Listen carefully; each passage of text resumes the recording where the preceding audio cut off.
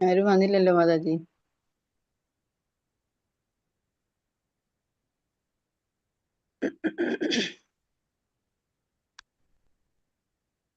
ഹരേ കൃഷ്ണ മാതാജി. ഞാനും അതുകൊണ്ടാ ചോദിച്ചത്, എനിക്ക് സംശയായി ഇന്ന്.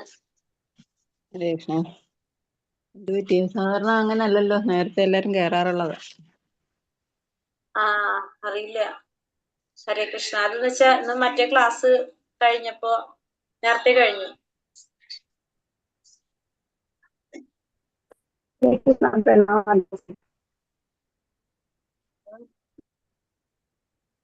ഹരേ കൃഷ്ണ. ഹരേ കൃഷ്ണ. ഓം നമോ ഭഗവതേ വാസുദേവായ. ഓം നമോ ഭഗവതേ വാസുദേവായ. ഓം നമോ ഭഗവതേ വാസുദേവായ. ഓം അജ്ഞാനതിമിരാന്ധസ്യ ജ്ഞാനാഞ്ജനാശലാകയാ ചക്ഷുരുന്മീലിതം യേന തസ്മൈ ശ്രീ ഗുരവേ നമഃ. നമോ വിഷ്ണുപാദായ കൃഷ്ണപ്രേഷ്ഠായ ഭൂതലേ ശ്രീമതേ ഭക്തിവേദാന്ത സ്വാമിനി നാമിനേ നമസ്തേ സാരസ്വതേ ദേവേ ഗൗരവാണി പ്രചാരിണേ നിർവിശേഷ ശൂന്യവാദി ഭാഷാദ്യദേശകാരിണേ. ജയ ശ്രീ കൃഷ്ണ ചൈതന്യ പ്രഭു നിത്യാനന്ദ ശ്രീ അദ്വൈത ഗദാധര ശ്രീവാസാദി ഗൗര ഭക്തവൃന്ദ. ഹരേ കൃഷ്ണ കൃഷ്ണ കൃഷ്ണ ഹരേ ഹരേ. ഹരേ രാമ രാമ രാമ ഹരേ ഹരേ. ഹരേ കൃഷ്ണ. ശ്രീ ശ്രീ രാധാ ഗോവിന്ദ് ടെമ്പിൾ ഇസ്കോൺ മാംഗ്ലൂരിന്റെ ഭക്തിരസാമൃത സിന്ധു ക്ലാസ്സിലേക്ക് എല്ലാവർക്കും സ്വാഗതം. ഹരേ കൃഷ്ണ. എല്ലാവർക്കും പ്രണാമം. ഹരേ കൃഷ്ണ. ഹരേ കൃഷ്ണ. ഹരേ കൃഷ്ണ. അധ്യായം 13 ഭക്തിയുടെ സേവനത്തിന്റെ 5 പ്രബല രൂപങ്ങൾ. 5 പ്രബല രൂപങ്ങൾ, അതാണ് നമ്മൾ ഇന്ന് പഠിക്കാൻ പോകുന്ന അധ്യായം 13 ഭക്തിയുടെ സേവനത്തിന്റെ 5 പ്രബല രൂപങ്ങൾ. അപ്പൊ കഴിഞ്ഞ അധ്യായത്തില് നമ്മൾ എന്താ കണ്ടത്? അതീന്ദ്രിയ സേവനത്തിന്റെ കുറച്ചും കൂടി കാര്യങ്ങൾ നമ്മൾ മനസ്സിലാക്കിയതല്ലേ. ഭക്തന്മാരുമായിട്ടുള്ള സഹവാസം, ഭക്തന്മാരെ സേവിക്കുക, ഭഗവാന്റെ ഭക്തന്മാരെ സേവിക്കുന്നതാണ് ഭഗവാൻ ഏറ്റവും പ്രിയം എന്നുള്ളത് നമുക്ക് മനസ്സിലായി. ഭഗവാന്റെ നാമജപത്തിന്റെ പ്രാധാന്യം നമ്മൾ ഒന്നും കൂടി നമുക്ക് കണ്ടു. മധുരയുടെ സവിശേഷതകൾ കണ്ടു നമ്മൾ ഇന്നലെ, അല്ലെ? ഇതൊക്കെയാണ് നമ്മൾ ഇന്നലത്തെ അധ്യായത്തിൽ കണ്ടത്. ആണോ? ഓർമ്മയുണ്ടോ? അതെ. ഇന്ന് ഭക്തിയുടെ സേവനത്തിന്റെ 5 പ്രബല രൂപങ്ങൾ,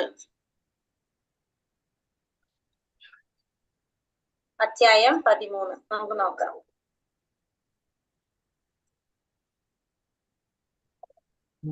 ഹരേ കൃഷ്ണ. ഭക്തിയുടെ സേവനത്തിന്റെ 5 പ്രബല രൂപങ്ങൾ. മധുരാവാസം. ഏതൊക്കെയാണ്? മധുരാവാസം, വിഗ്രഹ പൂജ, അതായത് ആരാധന, ഭഗവാന്റെ ആരാധന, ഭാഗവത പാരായണം, ഭക്തസേവനം,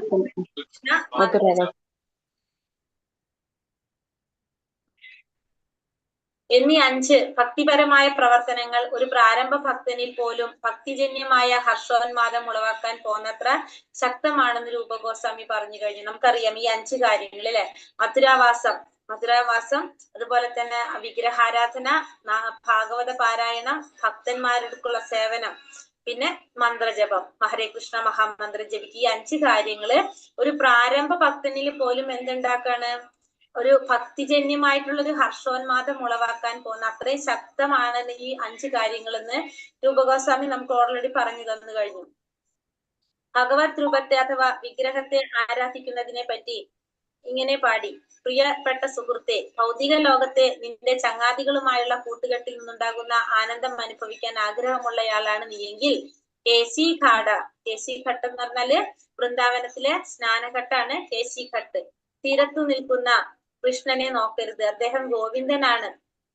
അത്യന്തം വശ്യമാണ് അദ്ദേഹത്തിന്റെ കണ്ണുകൾ. കയ്യിൽ ഓടക്കുഴൽ, നെറുകയിൽ മയിൽപ്പീലി, ആകാശത്തിലെ നറുനിലാവിൽ കുളിച്ച് വെട്ടിത്തിളങ്ങുന്ന തിരുവുടൽ. അപ്പൊ ഭഗവാന്റെ രൂപത്തെ അല്ലെങ്കിൽ വിഗ്രഹത്തെ ആരാധിക്കുന്നതിനെ പറ്റി അദ്ദേഹം ഇങ്ങനെ പാടുന്ന പറഞ്ഞത്: പ്രിയപ്പെട്ട സുഹൃത്തെ, ഭൗതിക ലോകത്തെ നിന്റെ ചങ്ങാതികളുമായുള്ള കൂട്ടുകെട്ടിൽ നിന്നുണ്ടാകുന്ന ആനന്ദം അനുഭവിക്കാൻ ആഗ്രഹമുള്ള ആളാണ് നീയെങ്കിൽ, അപ്പൊ ഭൗതിക ലോകത്തിലെ കൂട്ടുകാരുമായൊത്ത് കളിച്ച് ആ ആനന്ദം അനുഭവിക്കാൻ ആഗ്രഹിക്കുകയാണെങ്കിൽ എന്ത് ചെയ്യരുത്? കേശിഘട്ടിലുള്ള തീരത്ത് നിൽക്കുന്ന ഭഗവാനെ നോക്കാൻ പാടില്ല. കാരണം ഭഗവാൻ കൃഷ്ണൻ എങ്ങനെയാണ്? സർവ ആകർഷകനാണ് ഭഗവാൻ. ഗോവിന്ദൻ അത്യന്തം വശ്യനാണ് ഭഗവാൻ. ഭഗവാന്റെ കയ്യില് ഓടക്കുഴല്, ഭഗവാന്റെ കണ്ണുകളിലെ വശ്യത, നെറുകയിലെ മയിൽപ്പീലി, ആകാശത്തിലെ നറുനിലാവിൽ കുളിച്ച് വെട്ടിത്തിളങ്ങുന്ന തിരുവുടൽ. ഇത് കണ്ടു കഴിഞ്ഞ എല്ലാവരും എന്ത് ചെയ്യും? ഭഗവാനിലേക്ക് ആകർഷണം വരും. അതുകൊണ്ട് എന്ത് ചെയ്യരുത്? ആ കേശിഘട്ടിൽ നിൽക്കുന്ന ഭഗവാനെ നോക്കരുത് എന്നാണ് പറയുന്നത്. വീട്ടിൽ വെച്ച് പൂജിക്കുന്ന ശ്രീമൂർത്തിയോട്, കൃഷ്ണ വിഗ്രഹത്തോട് സ്നേഹമുള്ളയാൾ സമൂഹത്തോടും സുഹൃത്തുക്കളോടും മറ്റുമുള്ള ബന്ധം മറക്കുമെന്ന് സാരം. അതായത് ഭഗവാനെ ആരാധിക്കുമ്പോ സ്വാഭാവികമായിട്ട് നമുക്ക് എന്ത് വരാണ്? കൃഷ്ണനോടുള്ള ആരാധന വരുമ്പോ സുഹൃത്തുക്കളോടും മറ്റുമുള്ള ബന്ധം നമ്മൾ മറന്നു പോകും. അത്രയും ഭഗവാനോട് എന്ത് വരാണ്? നമുക്ക് ആസക്തി വരാണ്. അതിനാൽ വീട്ടിൽ കൃഷ്ണ വിഗ്രഹം സ്ഥാപിച്ച് സകുടുംബം അതിനെ ആരാധിക്കേണ്ടത് ഓരോരുത്തരുടെയും ധർമ്മമാണ്. അപ്പൊ നമ്മുടെ ഓരോരുത്തരുടെയും ധർമ്മമാണ് എന്ത്? വീട്ടിൽ ഭഗവാന്റെ വിഗ്രഹം വെക്കാന്നുള്ളത്, ഭഗവാനെ പൂജിക്കാന്നുള്ളത് ഓരോരുത്തരുടെയും ധർമ്മമാണ്. സിനിമാശാല, ക്ലബിൽ പോക്ക്, നൃത്ത കേന്ദ്രം തുടങ്ങിയവയുടെ സന്ദർശനം, പുകവലി, മദ്യപാനം തുടങ്ങിയ അനാവശ്യ പ്രവർത്തനങ്ങളിൽ നിന്ന് രക്ഷപ്പെടാൻ ഏറ്റവും നല്ല മാർഗമാണത്. ഇത്തരം അംഗത്വങ്ങൾ ഒഴിവാക്കാൻ വേണ്ടി ശ്രീമൂർത്തിയെ പൂജിക്കുക. അപ്പോ നമ്മൾ എന്ത് ചെയ്തിരിക്കണം? വീട്ടില് ഭഗവാന്റെ ഫോട്ടോ വെച്ച് നമ്മൾ ആരാധിക്കണം എന്നുള്ളത് നമ്മുടെ ധർമ്മമാണെന്നാണ് പറയുന്നത്. നമ്മള് വീട്ടില് ഭഗവാന്റെ ഫോട്ടോ വെച്ചിട്ട് ആരാധിക്കാന്നുള്ളത്, ഭഗവാന്റെ വിഗ്രഹം ആരാധിക്കേണ്ടത് നമ്മുടെ ധർമ്മമാണ്. രൂപഗോസ്വാമി തുടരുന്നു. എന്റെ വങ്കനായ സുഹൃത്തെ, ഫലകാംക്ഷയോടെയുള്ള കർമ്മങ്ങളുടെ ഫലത്തെയും സാമ്പത്തിക നേട്ടങ്ങളെയും മുക്തിയെയുമെല്ലാം അപവദിക്കുന്ന ശ്രീമദ് ഭാഗവതത്തിന്റെ മംഗളദായകത്വത്തെ കുറിച്ച് നിങ്ങൾ ഒട്ടൊക്കെ കേട്ടിരിക്കുമല്ലോ. ഇനിയിപ്പോൾ ഭഗവാന്റെ ലീലാവിലാസങ്ങളെ കുറിച്ച് വർണ്ണിക്കുന്ന ഭാഗവതത്തിലെ ദശമസ്കന്ധത്തിലെ ശ്ലോകങ്ങൾ ക്രമേണ നിങ്ങളുടെ കർണങ്ങളിലൂടെ ഹൃദയത്തിലെത്തുമെന്ന കാര്യം തീർച്ചയായി. ഇപ്പോ രൂപഗോസ്വാമി പറയാണ്, സുഹൃത്തെ, എന്റെ വങ്കനായ സുഹൃത്തെ എന്ന് പറയുന്നത് ഫലകാംക്ഷയോടെയുള്ള കർമ്മങ്ങളുടെ ഫലം, പിന്നെ അതുപോലെ തന്നെ സാമ്പത്തിക നേട്ടങ്ങള്, പിന്നെ മുക്തിയെയും എല്ലാം അപവദിക്കുന്ന ശ്രീമദ് ഭാഗവതത്തിൽ പറഞ്ഞിരിക്കുന്ന മംഗളദായകത്വത്തെ കുറിച്ച് നമ്മൾ ഭാഗവതത്തിൽ പറഞ്ഞിരിക്കുന്ന കാര്യങ്ങളൊക്കെ നിങ്ങൾ കേട്ടിട്ടുണ്ടാവുമല്ലോ. അപ്പൊ ഇനിയിപ്പോ എന്താണ്? ഭഗവാന്റെ ലീലാവിലാസങ്ങളെ കുറിച്ച് വർണ്ണിക്കുന്ന ഭാഗവതത്തിലെ ദശമസ്കന്ധത്തിലെ ശ്ലോകങ്ങൾ ക്രമേണ നിങ്ങളുടെ കർണങ്ങളിലൂടെ ഹൃദയത്തിലെത്തുമെന്ന കാര്യം തീർച്ചയായും. അപ്പൊ ഭാഗവതത്തില് പറഞ്ഞിരിക്കുന്ന കാര്യങ്ങൾ, ഈ പറഞ്ഞ കാര്യങ്ങൾ, ഫലകാംക്ഷയോടെ ചെയ്യുന്ന കർമ്മത്തിന്റെ ഫലം, സാമ്പത്തിക നേട്ടം, മുക്തി, ഇതിനെ കുറിച്ചിട്ടുള്ള പിന്നെന്താണ് ഭാഗവതത്തിന്റെ മംഗളദായകത്വത്തെ കുറിച്ചൊക്കെ കേട്ടിട്ടുണ്ടെങ്കിൽ സ്വാഭാവികമായിട്ടും ഇനി എന്തും അറിയാൻ സാധിക്കും? ഭഗവാന്റെ ലീലകളെ കുറിച്ച് പറയുന്ന ദശമസ്കന്ധത്തിലെ ശ്ലോകങ്ങളും നമ്മളുടെ ഹൃദയത്തിലേക്ക് എത്തുമെന്ന് പറയാണ്. ഭാഗവതത്തിന്റെ ശ്രവണം അത്രയും പ്രധാനപ്പെട്ടതായിട്ട് പറയാണ്. സാമ്പത്തിക ലാഭം, അനുഷ്ഠാനപരമായ കർമ്മങ്ങളുടെ ഫലം, സായുജ്യം എന്നിവയെല്ലാം ചപ്പുചവറ് പോലെ എറിഞ്ഞു കളയാതെ ശ്രീമദ് ഭാഗവതം മനസ്സിലാക്കാനാവില്ലെന്ന് ഭാഗവതത്തിന്റെ തുടക്കത്തിൽ തന്നെ പറഞ്ഞിട്ടുണ്ട്. അപ്പോ ശ്രീമദ് ഭാഗവതത്തിൽ തുടക്കത്തിൽ തന്നെ പറഞ്ഞിട്ടുണ്ട് എന്തൊക്കെയാണ്? സാമ്പത്തികമായിട്ടുള്ള ലാഭം, പിന്നെ അനുഷ്ഠാനപരമായ കർമ്മങ്ങളുടെ ഫലം, സായുജ്യം, ഇതൊക്കെ നമ്മൾ എറിഞ്ഞു കളയണം. ചപ്പുചവർ എറിഞ്ഞു കളയുന്ന പോലെ ഇതൊക്കെ എറിഞ്ഞു കളഞ്ഞാൽ മാത്രമാണ് നമുക്ക് എന്ത് മനസ്സിലാക്കാൻ സാധിക്കുന്നത്? ഭാഗവതം മനസ്സിലാക്കാനായിട്ട് സാധിക്കുന്നത്. ഭക്തിയുടെ സേവനത്തെ കുറിച്ച് മാത്രമാണ് ഭാഗവതത്തിൽ പറയുന്നത്. എന്തിനെ കുറിച്ചാണ്? ഭഗവാനെ കുറിച്ചും ഭഗവാന്റെ ശുദ്ധ ഭക്തന്മാരെ കുറിച്ചും ഭക്തിയുടെ സേവനത്തെ കുറിച്ചാണ് ഭാഗവതത്തിൽ പറയുന്നത്. പരിത്യാഗത്തിന്റെ സത്ത ഉൾക്കൊണ്ട് ശ്രീമദ് ഭാഗവതം പഠിക്കുന്നയാളിന് മാത്രമേ ദശമസ്കന്ധത്തിൽ വിവരിച്ചിരിക്കുന്ന ഭഗവാന്റെ ലീലകൾ മനസ്സിലാക്കാൻ സാധിക്കൂ. അപ്പോ ഭഗവാന്റെ ദശമസ്കന്ധം, 10ാമത്തെ സ്കന്ധം എന്ന് പറയുന്നത് ഭഗവാന്റെ ലീലകളെ കുറിച്ചാണ് പറയുന്നത്, രാസലീലയെ കുറിച്ചാണ് പറയുന്നത്. എന്താ പറയാ, ഭക്തിയുടെ ഒരു പ്രേമഭാവത്തിൽ നിൽക്കുന്നവർക്കാണ് എന്ത് മനസ്സിലാക്കാൻ സാധിക്കുക? ദശമസ്കന്ധം മനസ്സിലാക്കാനായിട്ട് സാധിക്കുക. അല്ലാതെ അതായത് പരിത്യാഗത്തിന്റെ സത്ത ഉൾക്കൊണ്ട് ശ്രീമദ് ഭാഗവതം പഠിക്കുന്ന വ്യക്തിക്ക് അതെല്ലാം ഭഗവാനെ സമർപ്പിച്ചിട്ടുള്ള ആ പരിത്യാഗത്തിന്റെ ആ സത്ത അത് മനസ്സിലാക്കുന്ന ഒരു വ്യക്തിക്ക് മാത്രമാണ് ഭാഗവതം മനസ്സിലാക്കാനായിട്ട് സാധിക്കുക. അല്ലാത്തവർക്ക് ആ ദശമസ്കന്ധം ത്തിൽ പറഞ്ഞിരിക്കുന്ന ലീലാവിലാസങ്ങള് മനസ്സിലാക്കാനായിട്ട് സാധിക്കില്ല. അല്ലാത്തവർക്ക് സാധിക്കില്ല. ഇത് മനസ്സിലാക്കണമെങ്കിൽ എന്ത് വേണം? പരിത്യാഗത്തിന്റെ സത്ത ഉൾക്കൊണ്ടവരായിരിക്കണം. പൊതുവെ ആളുകൾ സമൂഹം, സൗഹൃദം, പ്രേമം എന്നിവയോട് ആകർഷിക്കപ്പെടുന്നു. ഈ ഭൗതിക മാലിന്യങ്ങൾ വളർത്താൻ വിശദമായ ക്രമീകരണങ്ങളും ഊർജ്ജസ്വലമായ പ്രയത്നങ്ങളും അവർ ചെയ്യാറുണ്ട്. എന്നാൽ രാധയുടെയും കൃഷ്ണന്റെയും ത്രിമൂർത്തികളെ ദർശിക്കുക എന്നാൽ ഭൗതിക സമ്പർക്കത്തിലുള്ള പ്രയത്നങ്ങൾ മറന്നുകളയുക എന്നാണ്. സൗഹൃദം, സ്നേഹം എന്നിങ്ങനെയുള്ള ഭൗതിക ബന്ധത്തെ പുകഴ്ത്തുകയും ശ്രീമൂർത്തിയുടെ അതായത് ഗോവിന്ദന്റെ സാന്നിധ്യത്തെ ഇകഴ്ത്തുകയും ചെയ്യുന്നതായി തോന്നുന്ന മട്ടിലാണ് രൂപഗോസ്വാമിയുടെ രചന. പൊതുവെ ആളുകൾ എന്താണ് സമൂഹം, സൗഹൃദം, പ്രേമം എന്നിവയോട് ആകർഷിക്കപ്പെടാണ് ചെയ്യുന്നത്. ഈ ഭൗതിക മാലിന്യങ്ങള് വളർത്താൻ വിശദമായ ക്രമീകരണങ്ങളും ഊർജ്ജസ്വലമായ പ്രയത്നങ്ങളും അവർ ചെയ്യാറുണ്ട്. അപ്പൊ ഇത്തരത്തിലുള്ള കാര്യങ്ങൾ വളർത്താൻ വേണ്ടിയിട്ട് സൗഹൃദവും അതുപോലെ തന്നെ സമൂഹം, സൗഹൃദം, പ്രേമം ഇതിനോട് ആകർഷിക്കപ്പെടുന്നുണ്ട്. പിന്നെ ഈ ഭൗതിക മാലിന്യങ്ങള്, ഇത്തരത്തിലുള്ള മാലിന്യങ്ങൾ ഇതിനെ വളർത്താൻ വേണ്ടിയിട്ട് പലതരത്തിലുള്ള പ്രവർത്തികളും നമ്മൾ ചെയ്യുന്നുണ്ട്. എന്നാൽ രാധയുടെയും കൃഷ്ണന്റെയും മൂർത്തികളെ ദർശിക്കുക എന്നാൽ ഭൗതിക സമ്പർക്കത്തിലുള്ള പ്രയത്നങ്ങൾ മറന്നു കളയുക. അപ്പോ രാധയുടെയും കൃഷ്ണന്റെയും മൂർത്തികളെ ദർശിക്കുക എന്ന് പറഞ്ഞാൽ തന്നെ എന്താണ്, ഭൗതിക സമ്പർക്കത്തിനുള്ള പ്രയത്നങ്ങൾ നമ്മൾ മറന്നു കളയുക എന്നാണ്. നമുക്ക് എന്തിൽ നിന്നും മോചനം വരാണ്, ഭൗതികതയിൽ നിന്ന് നമ്മൾ പതുക്കെ മാറാണ് ചെയ്യുക. അതാണ് അതിന്റെ അർത്ഥാക്കുന്നത്. ഭൗതിക ബന്ധത്തെ പുകഴ്ത്തുകയും ശ്രീമൂർത്തിയുടെ അതായത് ഗോവിന്ദന്റെ സാന്നിധ്യത്തെ ഇകഴ്ത്തുകയും ചെയ്യുന്നതായി തോന്നുന്ന മട്ടിലാണ് രൂപഗോസ്വാമിയുടെ രചന. സൗഹൃദം, സ്നേഹം എന്നിങ്ങനെയുള്ള ഭൗതിക ബന്ധത്തെ പുകഴ്ത്തുക. സൗഹൃദം, സ്നേഹം പറഞ്ഞിട്ടുള്ള ഭൗതിക ബന്ധത്തെ പുകഴ്ത്തുകയും പിന്നെ ശ്രീമൂർത്തിയുടെ അതായത് ഭഗവാന്റെ ഗോവിന്ദന്റെ സാന്നിധ്യത്തെ ഇകഴ്ത്തുകയും ചെയ്യുക തോന്നുന്ന മട്ടിലാണ് രൂപഗോസ്വാമിയുടെ രചന. പുകഴ്ത്തേണ്ടവയെ ഇകഴ്ത്തുകയും ഇകഴ്ത്തേണ്ടവയെ പുകഴ്ത്തുകയും ചെയ്യുന്നെന്ന് തോന്നുന്ന മട്ടിലാണ് ഇവിടുത്തെ അന്യോപദേശത്തിന്റെ ഘടന. അതിൽ പറഞ്ഞില്ല അല്ലെ. അപ്പൊ പുകഴ്ത്തേണ്ടതിനെ ഇകഴ്ത്തുകയും ഇകഴ്ത്തേണ്ടതിനെ പുകഴ്ത്തുകയും ചെയ്യുന്ന തോന്നുന്ന മട്ടിലാണ് അന്യോപദേശത്തിന്റെ ഘടന. ഭൗതിക സൗഹൃദം, സ്നേഹം, സമൂഹം എന്നീ അംഗത്വങ്ങൾ മറക്കണമെങ്കിൽ ഗോവിന്ദന്റെ ശ്രീമൂർത്തിയെ ദർശിക്കണം എന്നാണ് പദ്യത്തിന്റെ യഥാർത്ഥ പൊരുൾ. അപ്പൊ ഇവിടെ എന്താ ചെയ്യുന്നത് പറയണത്, പുകഴ്ത്തേണ്ടതിനെ ഇകഴ്ത്തുന്നു, ഇകഴ്ത്തേണ്ടതിനെ പുകഴ്ത്തുന്നു എന്നാണ് എന്തില് പറയുന്നത്. ഈ പദ്യത്തിന്റെ യഥാർത്ഥ പൊരുൾ എന്ന് പറയുന്നത് ഭൗതിക സൗഹൃദം, സ്നേഹം, സമൂഹം എന്നീ അംഗത്വങ്ങൾ മറക്കണമെങ്കിൽ എന്ത് ചെയ്യണം, ഗോവിന്ദന്റെ മൂർത്തിയെ നമ്മൾ ദർശിക്കണം എന്നുള്ളതാണ് ഈ പദ്യത്തിന്റെ യഥാർത്ഥ പൊരുൾ എന്ന് പറയുന്നത്. അതായത് മുകളിൽ പറഞ്ഞിരിക്കുന്ന രണ്ട് ഗീതങ്ങള് ഭൗതിക സമൂഹം, സൗഹൃദം, പ്രേമം എന്നിവയെ പരോക്ഷമായി തള്ളിപ്പറയുന്ന അന്യോപദേശങ്ങൾ അടങ്ങിയിട്ടുണ്ട്. പൊതുവെ ആളുകളിൽ സമൂഹം, സൗഹൃദം, പ്രേമം ഇവയോട് ആകർഷണം ഉണ്ടാകും. ഈ ഭൗതിക മാലിന്യങ്ങൾ വളർത്താൻ വിശദമായ ക്രമീകരണങ്ങളും പ്രയത്നങ്ങളും ആവശ്യമാണ്. എന്നാൽ രാധയുടെയും കൃഷ്ണന്റെയും ശ്രീമൂർത്തികളെ വശീകരിക്കുകയോ ദർശിക്കുക എന്നാൽ ഭൗതിക സമ്പർക്കത്തിലുള്ള പ്രയത്നങ്ങൾ മറന്നു കളയുക എന്നതാണ്.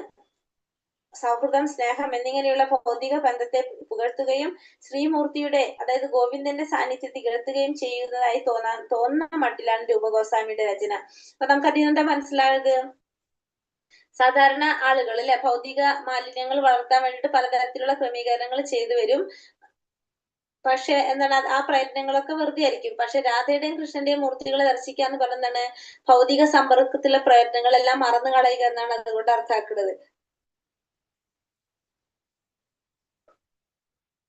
സൗഹൃദം, സ്നേഹം എന്നിങ്ങനെയുള്ള ഭൗതിക ബന്ധത്തെ പുകഴ്ത്താൻ ശ്രീമൂർത്തിയുടെ ഗോവിന്ദന്റെ സാന്നിധ്യം ഇകഴ്ത്തുക തോന്നുന്ന മട്ടിലാണ് രൂപഗോസ്വാമിയുടെ രചന.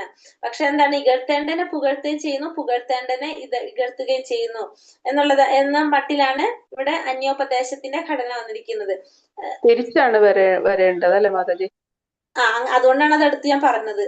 ശരിക്കും ഇകഴ്ത്തേണ്ടതിനെ പുകഴ്ത്തുകയും പുകഴ്ത്തേണ്ടതിനെ ഇകഴ്ത്തുകയും ചെയ്യുക എന്ന മട്ടിലാണ് എന്ത് വന്നിരിക്കുന്നത്, ഇതിന്റെ ഘടന വന്നിരിക്കുന്നത്.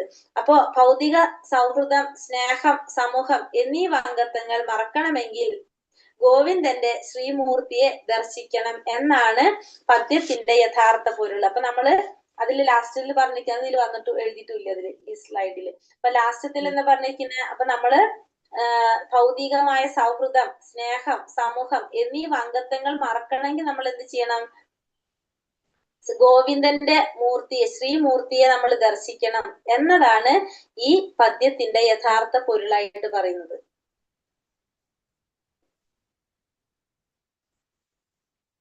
കൃഷ്ണനുമായി ബന്ധപ്പെട്ട കാര്യങ്ങൾ ആസ്വദിക്കുന്നതിന്റെ അതീന്ദ്രിയ സ്വഭാവവും രൂപഗോസ്വാമി വിശദീകരിച്ചിട്ടുണ്ട്. ഒരു ഭക്തൻ ഒരിക്കൽ ഇങ്ങനെ പറഞ്ഞു, എന്റെ കണ്ണുനീര് കൊണ്ട് അഭിഷേകം ചെയ്യപ്പെട്ട ഭഗവത് സ്വരൂപം കണ്ടതിനു ശേഷം എന്റെ ശരീരം വിറകൊണ്ടതും ഭൗതിക കർമ്മങ്ങൾ ചെയ്യുന്നതിൽ അദ്ദേഹം എന്നെ പരാജയപ്പെടുത്തിയതും അത്ഭുതകരമായിരിക്കുന്നു.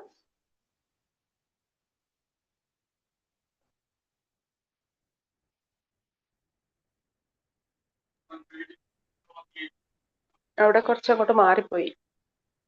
അതാണ് ഞാൻ നോക്കിയത്. ഇപ്പൊ ഭക്തൻ എങ്ങനെ പറഞ്ഞു, എന്റെ കണ്ണുനീര് കൊണ്ട് അഭിഷേകം ചെയ്യപ്പെട്ട ഭഗവത് എന്റെ ശരീരം വിറകൊണ്ടതും ഭൗതിക കർമ്മങ്ങൾ ചെയ്യുന്നതിൽ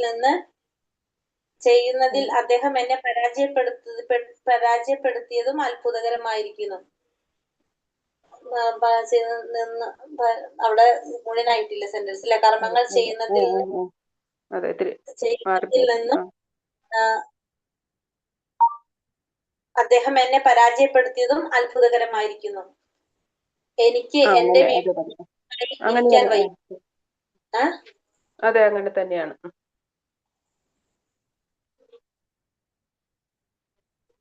എനിക്ക് എന്റെ വീട്ടിൽ മൗനമായി ഇരിക്കാൻ വയ്യ. എപ്പോഴും അദ്ദേഹത്തേക്ക് പോകാൻ ഞാൻ ആഗ്രഹിക്കുന്നു. അതും അതിലില്ല. ഒരു യഥാർത്ഥ ഭക്തനെ കണ്ടുമുട്ടാൻ ഭാഗ്യമുണ്ടാകുന്ന നിമിഷം തന്നെ കൃഷ്ണനെ കുറിച്ച് കേൾക്കാനും മനസ്സിലാക്കാനും ഔത്സുക്യം കാണിക്കണമെന്ന് സാരം. അതായത് കൃഷ്ണാവബോധത്തിൽ തൽപരനാകണമെന്നർത്ഥം. ഇപ്പൊ കൃഷ്ണനുമായി ബന്ധപ്പെട്ട കാര്യങ്ങൾ ആസ്വദിക്കുന്നതിന്റെ അതീന്ദ്രിയ സ്വഭാവം രൂപഗോസ്വാമി പറയുന്നത്, ഒരു ഭക്തൻ ഇങ്ങനെ പറയാണ്, എന്റെ കണ്ണുനീര് കൊണ്ട് അഭിഷേകം ചെയ്യപ്പെട്ട ഭഗവാന്റെ സ്വരൂപം കണ്ടതിന് ശേഷം എന്റെ ശരീരം വിറകൊണ്ടതും ഭൗതിക കർമ്മങ്ങൾ ചെയ്യുന്നതിൽ അദ്ദേഹം എന്നെ പരാജയപ്പെടുത്തിയതും അത്ഭുതകരമായിരിക്കുന്നു. അപ്പോ ഭഗവാനെ കണ്ണുനീര് കൊണ്ട് അഭിഷേകം ചെയ്തതിന് ശേഷം എന്താ സംഭവിച്ചത്?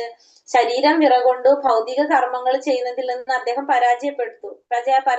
ഭൗതിക കർമ്മങ്ങൾ ചെയ്യുന്നത് പരാജയപ്പെടുന്ന വെച്ചാൽ അതിൽ നിന്ന് പിന്മാറിപ്പോന്നു. അത് അത്ഭുതകരമായിട്ടാണ് പറയുന്നത്. എനിക്ക് വീട്ടിൽ മൗനമായിരിക്കാൻ വയ്യ. എപ്പോഴും അദ്ദേഹത്തിന്റെ അടുത്തേക്ക് പോകാൻ ഞാൻ ആഗ്രഹിക്കുന്നു. പിന്നെ അതിനുശേഷം എന്താണ്? എനിക്ക് ഒട്ടും ഒറ്റയ്ക്ക് വീട്ടിൽ മൗനമായിട്ടിരിക്കാൻ പറ്റുന്നില്ല. ഞാൻ എപ്പോഴും എന്താണ് ആഗ്രഹിക്കുന്നത്? ഭഗവാന്റെ അടുത്തേക്ക് പോകാനാണ് ഞാൻ എപ്പോഴും ആഗ്രഹിക്കുന്നത്.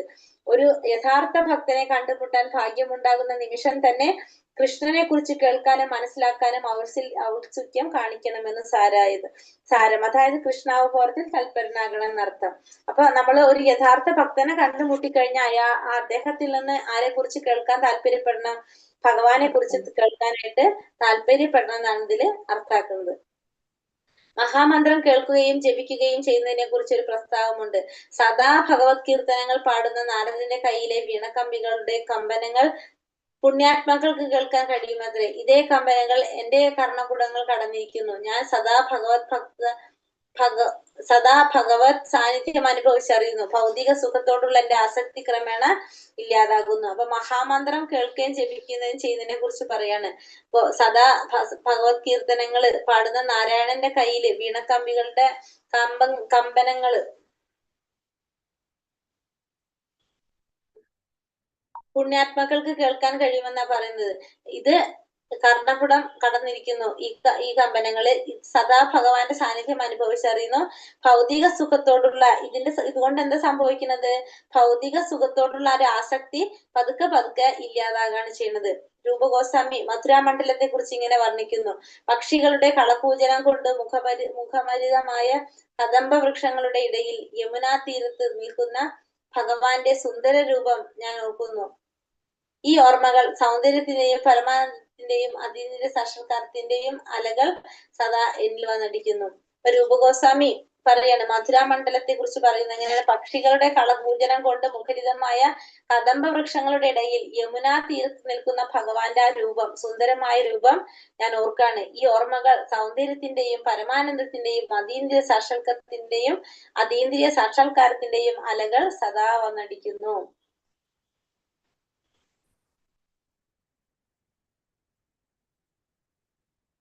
മഥുരാമണ്ഡലത്തിലെയും വൃന്ദാവനത്തിലെയും ഈ അനുഭവം ഭക്തന്മാരല്ലാത്തവർക്ക് പോലും ഉണ്ടാകുന്നുണ്ട്. ഭൗതിക ലോകത്തിലേക്ക് ഒരിക്കലും മടങ്ങണ്ട എന്ന് തോന്നിപ്പിക്കുന്നത്ര മനോഹരമാണ് യമുനാ തീരത്ത്. 84 ചതുരശ്ര മൈൽ വിസ്താരത്തിലുള്ള മഥുരാമണ്ഡലം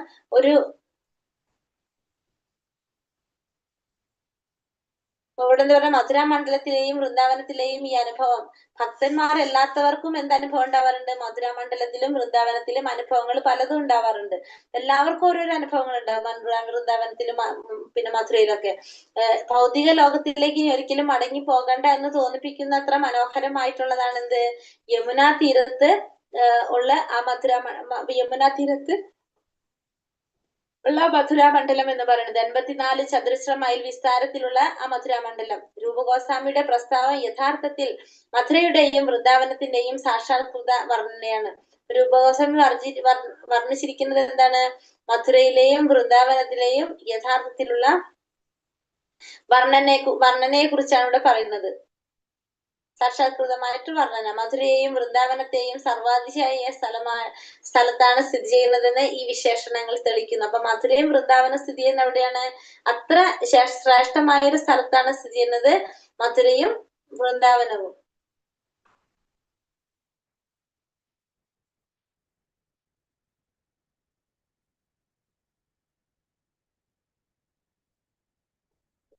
ഇല്ലെങ്കിൽ ഈ സ്ഥലങ്ങൾക്ക് നമ്മുടെ അതീന്ദ്രിയ ഭാവങ്ങളെ ആവാഹിച്ചെടുക്കാൻ സാധ്യമായിരുന്നില്ല. ഇത്തരം അതീന്ദ്രിയ ഭാവങ്ങൾ മധുരയിലോ വൃന്ദാവനത്തിലോ കടക്കുന്ന നിമിഷത്തിൽ തന്നെ മാറ്റമില്ലാതെ നമ്മിൽ ഉണർത്തപ്പെടുന്നുണ്ട്. അപ്പൊ ആ സ്ഥലത്തിന്റെ പ്രത്യേകതയാണ് പറയുന്നത് അല്ലെ. അതല്ലെങ്കിൽ ഈ അതീന്ദ്രിയമായിട്ടുള്ള ഭാവങ്ങൾ ആവാഹിച്ചെടുക്കാനായിട്ട് സാധിക്കില്ല. ഈ മധുരയ്ക്കും വൃന്ദാവനത്തിലൊന്നും സാധിക്കില്ല.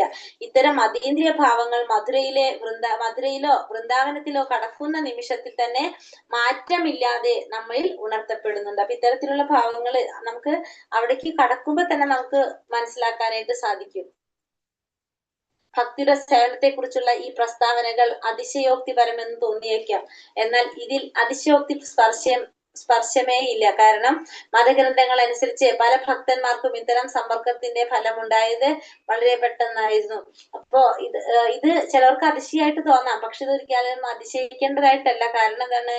മതഗ്രന്ഥങ്ങൾ അനുസരിച്ച് പല ഭക്തന്മാർക്കും ഇത്തരം സമ്പർക്കത്തിന്റെ ഉണ്ടായത് വളരെ പെട്ടെന്ന് തന്നെ ആയിരിക്കും എല്ലാവർക്കും മാറ്റം ഉണ്ടാകുന്നത്. എല്ലാവർക്കും ഇത് സാധിച്ചിട്ടില്ലെങ്കിൽ എല്ലാവർക്കും ഇത് സാധിക്കണമെന്നില്ല. പക്ഷെ അങ്ങനെ സാധിച്ചിട്ടുണ്ടെങ്കിൽ ഉദാഹരണം പറഞ്ഞെന്താണ്? ഹരണത്തിന് ക്ഷേത്രത്തിലെ സുഗന്ധ വസ്തുക്കൾ കാണിച്ച നിമിഷത്തിൽ തന്നെ കുമാരന്മാർ ഭക്തന്മാരായി തീർന്നു. കൃഷ്ണനെ കുറിച്ച് കേട്ട നിമിഷത്തിൽ തന്നെ തന്റെ സുന്ദരിയായ കാമുകിയെ പോലും ഉപേക്ഷിച്ച വില്ലമംഗല ഠാക്കൂറ മധുരയിലും വൃന്ദാവനത്തിലും എത്തി ഒരു തികഞ്ഞ വൈഷ്ണവനായിട്ട് മാറി. അപ്പൊ ഭഗവാനെ കുറിച്ച് അല്ലെങ്കിൽ ഭഗവാന്റെ ലീലാനാമം, രൂപം, ഗുണം, ലീലകൾ ഇതിനെ കുറിച്ച് കേട്ട മാത്രയിൽ തന്നെ എന്താണ് പറഞ്ഞ ആ നിമിഷത്തിൽ തന്നെ കാമുകിയെ പോലും വേണ്ടാന്ന് വെച്ചിട്ട് വില്ലമംഗല ഠാക്കൂർ മാറി തികഞ്ഞ വൈഷ്ണവനായിട്ട് മാറാണ് ചെയ്യുന്നത്. പിന്നെ അതുപോലെ തന്നെ ഹരണത്തിന് ക്ഷേത്രത്തിലെ സുഗന്ധ വസ്തുക്കൾ കാണിച്ച നിമിഷത്തിൽ തന്നെ കുമാരന്മാർ ഭക്തന്മാരായി തീർന്നു. ഇതൊക്കെ എന്തിനെ കുറിച്ചാ പറഞ്ഞത്? ഭക്തിയുടെ സേവനത്തെ കുറിച്ചാ പറഞ്ഞത്. ഭക്തിയുടെ സേവനത്തെ കുറിച്ചുള്ള പ്രസ്താവനകള് അത്രയും അതിശയിപ്പിക്കുന്നതാണെന്നാണ് പറയുന്നത്. പിന്നെ മതഗ്രന്ഥങ്ങൾ അനുസരിച്ച് പല ഭക്തന്മാർക്കും ഇത്തരത്തിലുള്ള സമ്പർക്കത്തിന്റെ ഫലം ഉണ്ടായതും പെട്ടെന്ന് തന്നെയായിരിക്കും ഇത് മാറ്റം വരുന്നതും. ഇതൊന്നും കഥയോ അതിശയോക്തിയോ അല്ല. ഇവയെല്ലാം വസ്തുതകൾ തന്നെയാണ്. എല്ലാ ഭക്തന്മാർക്കും ഇതേപോലെ അനുഭവം ഉണ്ടായിക്കൊള്ളണമെന്നുമില്ല. ഇത് കഥയൊന്നല്ല. പക്ഷെ ഇത് എന്താണ്? അനുഭവപരമായിട്ടുള്ള സത്യമാണെന്ന് പറയുന്നത്. എല്ലാവർക്കും ഈ അനുഭവം ഉണ്ടായിക്കൊള്ളണമെന്നുമില്ല. ഇനി ലേശം അതിശയോക്തിപരമാണെങ്കിൽ തന്നെ ക്ഷണികമായ ഭൗതിക സൗന്ദര്യത്തിൽ നിന്ന് കൃഷ്ണാവബോധത്തിന്റെ നിത്യ സൗന്ദര്യത്തിലേക്ക് നമ്മുടെ ശ്രദ്ധ പിടിച്ചുവിടാൻ വേണ്ടി അവയെ യഥാർത്ഥമായി കണക്കാക്കണം. അതേസമയം സ്വതേ കൃഷ്ണാവബോധവുമായി സമ്പർക്കമുള്ള ഒരാളിന് ഈ വിവരിച്ച അനുഭവങ്ങളൊന്നും അസാധാരണമല്ല താനും. ഇത്രയും പറഞ്ഞ കാര്യങ്ങളൊക്കെ ആർക്ക് ഇതൊക്കെ എപ്പോഴും വന്നുകൊണ്ടിരിക്കുന്നതാണ്? കൃഷ്ണാവബോധമുള്ളവർക്ക് വന്നുകൊണ്ടിരിക്കുന്ന കാര്യങ്ങളാണ്. അല്ലാത്തവർക്ക് ഇതൊന്നും പറഞ്ഞാൽ മനസ്സിലാക്കണം എന്നില്ല. അല്ലെങ്കിൽ അതിശയപരമായിട്ടായിരിക്കും ഇത് കാണുന്നുണ്ടാവുന്നത്. പക്ഷെ എന്താ പറയുന്നത്? കൃഷ്ണാവബോധത്തിന്റെ നിത്യ സൗന്ദര്യത്തിലേക്ക് നമ്മുടെ ശ്രദ്ധ വിടാൻ വേണ്ടിയിട്ട് യഥാർത്ഥമായിട്ട് നമ്മൾ ഇതെല്ലാം കണക്കാക്കേണ്ടതാണ്. നമ്മൾ മനസ്സിലാക്കണം ഇതൊക്കെ യഥാർത്ഥത്തിലുള്ളതാണെന്ന്. കൃഷ്ണാവബോധവുമായി സമ്പർക്കമുള്ള ഒരാളിന് ഇതൊക്കെ എന്താണ്? അസാധാരണമായിട്ട് തോന്നാം. ബന്ധമില്ലാത്തവന് ഇത് എന്താണ്? അവർക്ക് ഇതിലൊരു വിശ്വാസം ഉണ്ടാവില്ല. അവരിതൊക്കെ എന്താണ്? കെട്ടുകഥകളാണെന്ന് വിചാരിക്കും. വർണ്ണാശ്രമ തത്വങ്ങൾ കർശനമായി പാലിക്കുന്നവർക്ക് ക്രമേണ ഭക്തിയുത സേവനം കൊണ്ട് നേടാവുന്ന പരിപൂർണതയുടെ വിധാനത്തിലെത്താൻ സാധിക്കുമെന്ന് ചില പണ്ഡിതന്മാർ വാദിക്കുന്നു. എന്നാൽ പ്രാമാണികന്മാർ ആരും ഈ വാദത്തെ അംഗീകരിക്കുന്നില്ല. അപ്പൊ ഇവിടെ എന്ന് പറയുന്നത് വർണ്ണാശ്രമ തത്വങ്ങൾ കർശനമായിട്ട് പാലിക്കുന്നവർക്ക് ക്രമേണ ഭക്തിയുത സേവനം കൊണ്ട് നേടാവുന്ന പരിപൂർണതയുടെ വിധാനത്തിലെത്താൻ സാധിക്കുമെന്ന് ചില പണ്ഡിതന്മാർ പറയുന്നു. അപ്പൊ ഭക്തിയുടെ സേവനം കൊണ്ട് നേടാവുന്ന പരിപൂർണതയുടെ വിധാനത്തിലെത്താനായിട്ട് ആർക്ക് സാധിക്കുന്നത്? വർണ്ണാശ്രമ തത്വങ്ങൾ കർശനമായി പാലിക്കുന്നവർക്ക് സാധിക്കും. അതായത് വർണ്ണാശ്രമങ്ങള് കർശനമായിട്ട് പാലിക്കുന്നവർക്ക് ക്രമേണ എവിടേക്ക് എത്താൻ സാധിക്കും? ഭക്തിയുടെ സേവനം കൊണ്ട് നേടാവുന്ന പരിപൂർണതയുടെ വിധാനത്തിലേക്ക് എത്താനായിട്ട് സാധിക്കുമെന്ന് ചില പണ്ഡിതന്മാർ വാദിക്കുന്നു. എന്നാൽ പ്രാമാണികന്മാർ ആരും ഈ വാദഗതി അംഗീകരിക്കുന്നില്ല. പക്ഷെ പ്രാമാണികന്മാർ ഇതിനെ അംഗീകരിക്കുന്നില്ല. കാരണം ഇപ്പൊ വർണ്ണാശ്രമ തത്വങ്ങൾ പാലിക്കുന്നവർക്ക് ക്രമേണ ഭക്തിയുടെ സേവനം കൊണ്ട് നേടാവുന്ന പരിപൂർണതയുടെ വിധാനത്തിൽ എത്താൻ സാധിക്കുമെന്ന് പണ്ഡിതന്മാര് വാദിച്ചാലും അതിനെ ആരും അംഗീകരിക്കുന്നില്ല. പ്രാമാണികന്മാരതിനെ ആ വാദഗതിയെ അംഗീകരിക്കുന്നില്ല.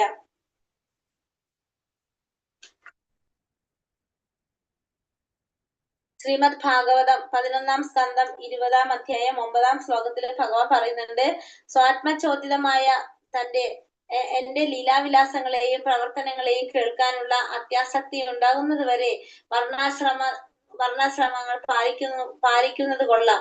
എന്ന് വെച്ചാൽ സാമ്പത്തിക ലാഭത്തിനും ഇന്ദ്രിയ സംതൃപ്തനത്തിനും മൂർത്തിക്കും ഉതകുന്ന മതപരമായ അനുഷ്ഠാനങ്ങളാണ് വർണ്ണാശ്രമ ധർമ്മങ്ങളെന്ന് നിർദ്ദേശിച്ചിരിക്കുന്നു.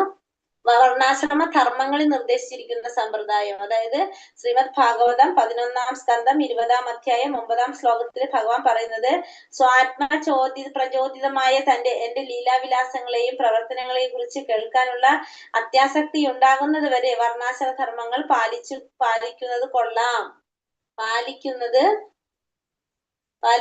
കൊള്ളാം എന്ന് വെച്ചാൽ, അതായത് ഭാഗവതത്തിൽ പറയുന്നുണ്ട്, ഇപ്പൊ നമ്മൾ ഈ പറഞ്ഞ ഈ അധ്യായത്തിലെ ഈ ശ്ലോകത്തിൽ പറയുന്നത് എന്താണ്? പ്രചോദിതമായിട്ട് സ്വന്തം ആത്മാവിനെ പ്രചോദിപ്പിക്കുന്ന എല്ലാ ലീലാവിലാസങ്ങളും പ്രവർത്തനങ്ങളെയും കുറിച്ച് കേൾക്കാനുള്ള ആസക്തി ഉണ്ടാകുന്നത് വരെ എന്ത് ചെയ്തിരിക്കണം?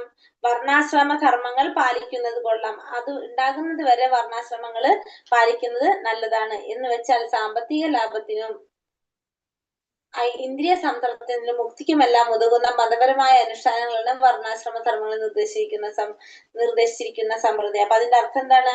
അതിന്റെ അർത്ഥം പറയുന്നത് സാമ്പത്തിക ലാഭത്തിനും ഇന്ദ്രിയ സംതൃപ്തിനും മുക്തിക്കും വേണ്ടിയിട്ടും എല്ലാം ഉള്ള അനുഷ്ഠാനങ്ങളാണ് എന്തിലും നിർദ്ദേശിച്ചിരിക്കുന്നത്? വർണ്ണാശ്രമത്തിലും നിർദ്ദേശിച്ചിരിക്കുന്നത്. കൃഷ്ണാവബോധം വളർത്തിയെടുത്തിട്ടില്ലാത്ത ആളുകൾക്ക് ഇതൊക്കെ കൊള്ളാം എന്നാണോ? കൃഷ്ണാവബോധം വളർത്തിയെടുത്തിട്ടില്ലാത്ത ആളുകൾക്ക് ഇതൊക്കെ കൊള്ളാം. വാസ്തവത്തിൽ ഗ്രന്ഥങ്ങൾ നിർദ്ദേശിക്കുന്ന ഇത്തരം പ്രവർത്തനങ്ങളെല്ലാം കൃഷ്ണാവബോധത്തിലേക്ക് അടുപ്പിക്കാൻ ഉദ്ദേശിച്ചിട്ടുള്ളതാണ്. എന്നാൽ പരാപേക്ഷ കൂടാതെ തന്നെ കൃഷ്ണപ്രേമം വികസിച്ചിട്ടുള്ള ആൾ മതഗ്രന്ഥങ്ങളിൽ പറയുന്ന ധർമ്മങ്ങൾ അനുഷ്ഠിക്കേണ്ട ആവശ്യമില്ല. അപ്പൊ കൃഷ്ണാവബോധത്തെ വളർത്തിയെടുത്തിട്ടില്ലാത്ത ആളുകൾക്ക് ഇതൊക്കെ എന്താണ്? ഇതൊക്കെ നല്ലതായിട്ട് തോന്നാം. അതേപോലെ തന്നെ വാസ്തവത്തിൽ നിർദ്ദേശിക്കുന്ന ഇത്തരം പ്രവർത്തനങ്ങളെല്ലാം കൃഷ്ണാവബോധത്തിലേക്ക് അടുപ്പിക്കാൻ വേണ്ടിയിട്ട്. അപ്പൊ ഇതൊക്കെ ചെയ്യുന്നത് എന്തിനാണ്? കൃഷ്ണാവബോധത്തിലേക്ക് നമ്മൾ അടുപ്പിക്കാൻ വേണ്ടിയിട്ടാണ് ഇതൊക്കെ ചെയ്യുന്നത്. എന്നാൽ പരാപേക്ഷ കൂടാതെ പിന്നെ കൃഷ്ണപ്രേമം വികസിച്ചിട്ടുള്ള ആൾ മതഗ്രന്ഥങ്ങളിൽ പറയുന്ന ധർമ്മങ്ങൾ അനുഷ്ഠിക്കേണ്ട ആവശ്യമില്ല. പക്ഷെ പരാപേക്ഷ കൂടാതെ മറ്റൊരാളുടെ നിർബന്ധത്തിന് വഴങ്ങിയിട്ടോ മറ്റൊരാൾ പറയുന്നത് അനുസരിച്ചോ കൃഷ്ണപ്രേമം വികസിപ്പിച്ചെടുക്കാത്ത വ്യക്തി, അതായത് വേറൊരാളുടെ നിർബന്ധ പ്രകാരം നമ്മൾ കൃഷ്ണാവബോധത്തിൽ വന്നിരിക്കുന്ന വ്യക്തിയാണെങ്കിൽ, അല്ലെങ്കിൽ അങ്ങനത്തെ ഒരു വ്യക്തി അല്ല എങ്കിൽ അയാൾക്ക് എന്തിന്റെ പ്രോബ്ലം ഇല്ല?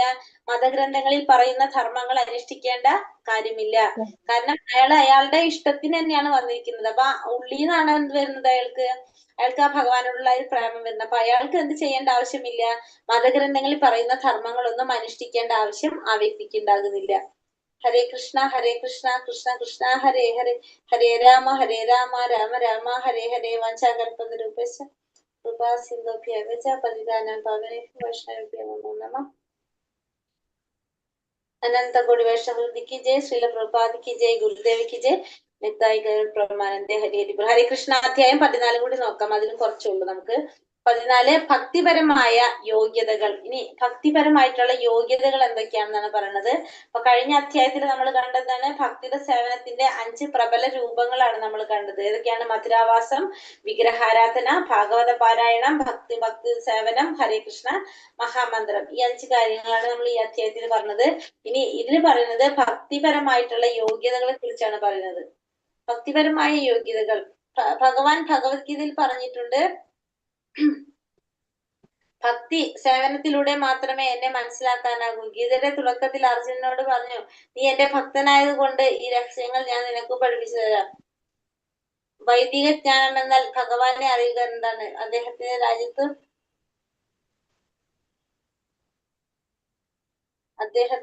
രാജ്യത്തിൽ പ്രവേശിക്കാനുള്ള മാർഗം ഭക്തിയുത സേവനവും ആധികാരിക മതം. സഹായം കൃഷ്ണബോധം.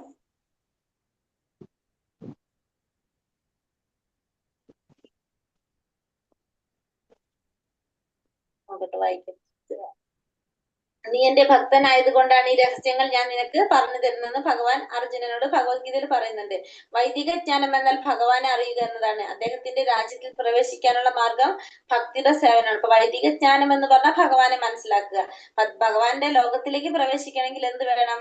ഭക്തിയുടെ സേവനം വേണം. ആധികാരിക മതഗ്രന്ഥങ്ങളെല്ലാം ഈ കാര്യം അംഗീകരിച്ചിരിക്കുന്നു. അപ്പൊ ആധികാരികമായിട്ടുള്ള മതഗ്രന്ഥങ്ങളൊക്കെ ഇതിനെ അംഗീകരിക്കുന്നുണ്ട്. താത്വിക ഗവേഷണത്തിൽ മറ്റുള്ളവരെ പരാജയപ്പെടുത്താനുള്ള ശ്രമത്തിൽ അവർക്ക് ഭക്തിയുടെ ഹർഷോന്മാദം വളർത്താൻ കഴിയാതെ പോകുന്നു. അപ്പോ എന്താണ് സംഭവിക്കുന്നത്? താത്വികമായിട്ടുള്ള ഈ ഗവേഷണത്തില് മറ്റുള്ളവരെ പരാജയപ്പെടുത്താനുള്ള ശ്രമത്തില് എന്താ സംഭവിക്കുന്നത്? ഭക്തിയുടെ ഹർഷോന്മാദം വളർത്താൻ കഴിയാതെ പോകുകയാണ് ചെയ്യുന്നത്. അവർക്ക് ആ ഭക്തിയുടെ ആ ഹർഷ ഉന്മാദം വളർത്താനായിട്ട് അവർക്ക് കഴിയുന്നുണ്ടാകുന്നില്ല. ശ്രീമദ് ഭാഗവതത്തിൽ 11-ാം സ്കന്ധം 20-ാം അധ്യായം 31-ാം ശ്ലോകത്തില് ഭഗവാൻ പറയുന്നത്, ഉദ്ധവരെ, എന്റെ സേവനം ഗൗരവമായി എടുക്കുന്നവർക്ക് ദാർശനികാഭ്യൂഹങ്ങളും കൃത്രിമ ത്യാഗവും ഒരു തരത്തിലും ഗുണം ചെയ്യില്ല. അപ്പൊ ഭഗവാന്റെ സേവനം അത് എങ്ങനെ എടുക്കുന്നവർക്കാ പറയുന്നത്? ഗൗരവമായിട്ട്, അതായത് അത്രയും നമ്മൾ ആ ഒരു ശ്രദ്ധയോട് കൂടിയിട്ട് ശുദ്ധിയോട് കൂടിയിട്ട് നമ്മൾ എടുക്കുകയാണെങ്കിൽ, നമ്മളത് കാണുകയാണെങ്കിൽ അവർക്ക് എന്തുണ്ടാവില്ല? അവർക്കൊരിക്കലും എടുക്കാത്തവർക്ക് ഗുണം ചെയ്യില്ല എന്ന് പറയാം. അപ്പൊ എടുക്കുന്നവർക്ക് എന്താണ്? അപ്പൊ എടുക്കുന്നവർക്ക് ഭഗവാനെ പ്രാപിക്കാനായിട്ട് സാധിക്കും, അവരുടെ ലക്ഷ്യത്തിലേക്ക് എത്താനായിട്ട് സാധിക്കും. എടുക്കുന്നവർക്ക് ദാർശനിക അഭ്യൂഹങ്ങളും കൃത്യമായ ഒരു തരത്തിലും ഗുണം ചെയ്യുന്നില്ല. എന്റെ സേവനം ഗൗരവമായി എടുക്കുന്നവർക്കോ ദാർശനിക അഭ്യൂഹങ്ങളെല്ലാം കിട്ടും. എന്റെ സേവനം ഗൗരവമായി എടുക്കുന്നവർക്ക് ദാർശനിക അഭ്യൂഹങ്ങളും കൃത്രിമമായ ത്യാഗവും. ദാർശനിക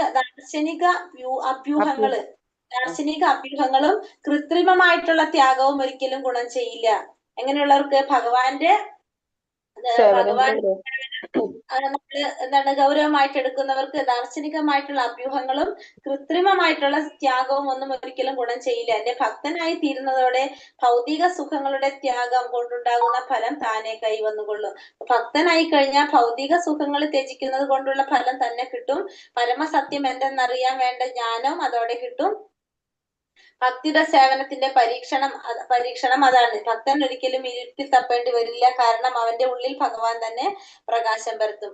അപ്പൊ അങ്ങനെയുള്ളവർക്ക് പരമസത്യം എന്താണെന്ന് അറിയാനായിട്ട് ഇരിക്കുന്നവർക്ക് അജ്ഞാനവും കിട്ടും. പിന്നെ അതുപോലെ തന്നെ പരമസത്യത്തെ കുറിച്ച് മനസ്സിലാക്കാനുള്ള പരമസത്യത്തെ കുറിച്ച് എന്തെന്നറിയാൻ വേണ്ട ജ്ഞാനം അതോടെ സംജാതമാകും. എന്റെ ഭക്തനായി തീരുന്നതോടെ ഭൗതിക സുഖങ്ങളുടെ ത്യാഗം കൊണ്ടുണ്ടാകുന്ന ഫലം താനെ കൈവ. അപ്പൊ ഭൗതിക സുഖങ്ങൾ ത്യജിക്കുന്നത് കൊണ്ട് നമുക്ക് ഉണ്ടാകുന്ന ഒരു ഗുണമുണ്ടല്ലോ, അത് തന്നെത്താനെ ലഭ്യമാകും ഭഗവാന്റെ ഭക്തനായിട്ട് തീരുകയാണെങ്കിൽ. പരമസത്യം എന്തെന്നറിയാൻ വേണ്ട ജ്ഞാനവും അതോടെ കിട്ടും. അപ്പൊ പരമസത്യത്തെ കുറിച്ച് മനസ്സിലാക്കാനുള്ള അറിവും നമുക്ക് കിട്ടും. ഭക്തിയുടെ സേവനത്തിന്റെ പരീക്ഷണം അതാണ്. ഭക്തൻ ഒരിക്കലും ഇരുട്ടിൽ തപ്പേണ്ടി വരില്ല. അത് കാരണം അവന്റെ ഉള്ളിൽ ഭഗവാൻ തന്നെ പ്രകാശം പരത്തും. അപ്പൊ ഒരിക്കലും ഒരു ഭക്തൻ ഒരിക്കലും ഇരുട്ടിനെ തപ്പേണ്ടി വരില്ല. കാരണം ആ ഭക്തന്റെ ഉള്ളിൽ ആരിക്കുന്നുണ്ടാവും? ഭഗവാൻ ഇരിക്കുന്നുണ്ട്. അപ്പൊ ഭഗവാൻ സ്വയം പ്രകാശിതനാണ് ഭഗവാന്റെ. അപ്പൊ അതുകൊണ്ട് തന്നെ എന്താണ്, ആ പ്രകാശം കൊണ്ട് ഇത് സാധിക്കാണ്, ആ ഒരു ഭക്തന് പ്രകാശം കിട്ടാണ്. ഇരുട്ടിന്റെ ആവശ്യം അവിടെ വരുന്നില്ല, ഇരുട്ടിൽ തപ്പേണ്ടതായിട്ട് ആ ഭക്തന് വരുന്നില്ല. ഭഗവാന്റെ ഉപദേശം, ഭഗവാൻ ഒന്ന് വായിക്കാവോ മാതാജി? ആരെങ്കിലും ഈ സ്ലൈഡ് വായിച്ചോളൂ.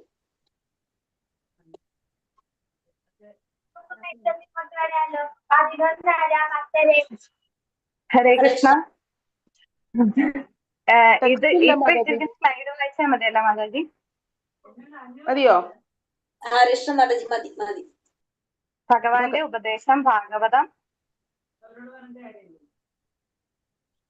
11-ാം സ്കന്ധം 20-ാം അധ്യായം 33 ഇങ്ങനെ തുടരുന്നു. ഫലകാംക്ഷയോടെ ചെയ്യുന്ന കർമ്മങ്ങളിൽ നിന്നും തപോനുഷ്ഠാനങ്ങളിൽ നിന്നും ഉണ്ടാകുന്ന ലാഭവും ദാർശനിക വിജ്ഞാനത്തിന്റെ സംസ്കാരം, ത്യാഗം, യോഗ സാധനകൾ, ദാനധർമ്മങ്ങൾ തുടങ്ങിയവയിൽ നിന്നുണ്ടാകുന്ന നേട്ടങ്ങളും എന്റെ ഭക്തന്മാർക്ക്, അതായത് സ്നേഹപൂർവ്വം എന്നെ സേവിക്കുന്നവർക്ക് സ്വയമേ വന്നു ചേരും.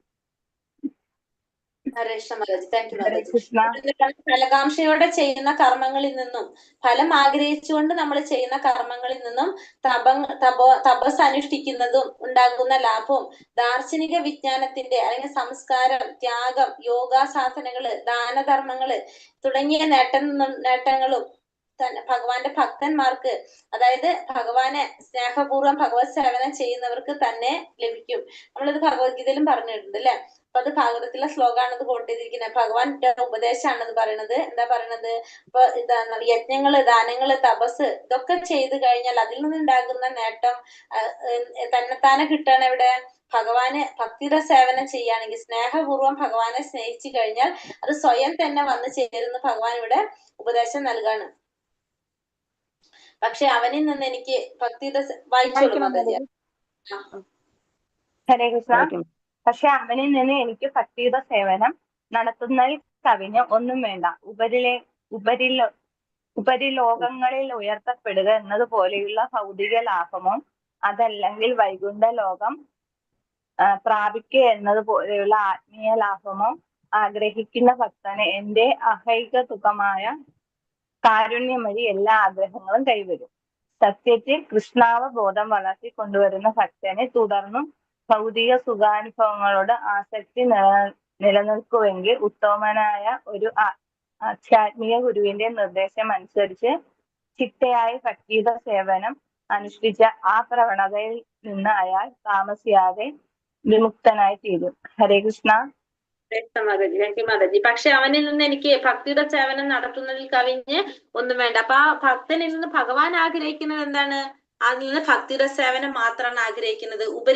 ലോകങ്ങളിലേക്ക് ഉയർത്തപ്പെടുക എന്നതുപോലെ ഭൗതിക ലാഭമോ അതല്ലെങ്കിൽ വൈകുണ്ഠ ലോകം പ്രാപിക്കുക എന്നതുപോലെയുള്ള ആത്മീയ ലാഭമോ ആഗ്രഹിക്കുന്ന ഭക്തന് എന്റെ അഹൈതുകമായ കാരുണ്യം വഴി എല്ലാ ആഗ്രഹങ്ങളും കൈവരും. അപ്പൊ ഭഗവാന്റെ കാരുണ്യം കൊണ്ട് എന്താണ് സംഭവിക്കുന്നത്? എല്ലാ തരത്തിലുള്ള ആഗ്രഹങ്ങളും നടക്കാണ് ചെയ്യുന്നത് ആ ഭക്തന്റെ.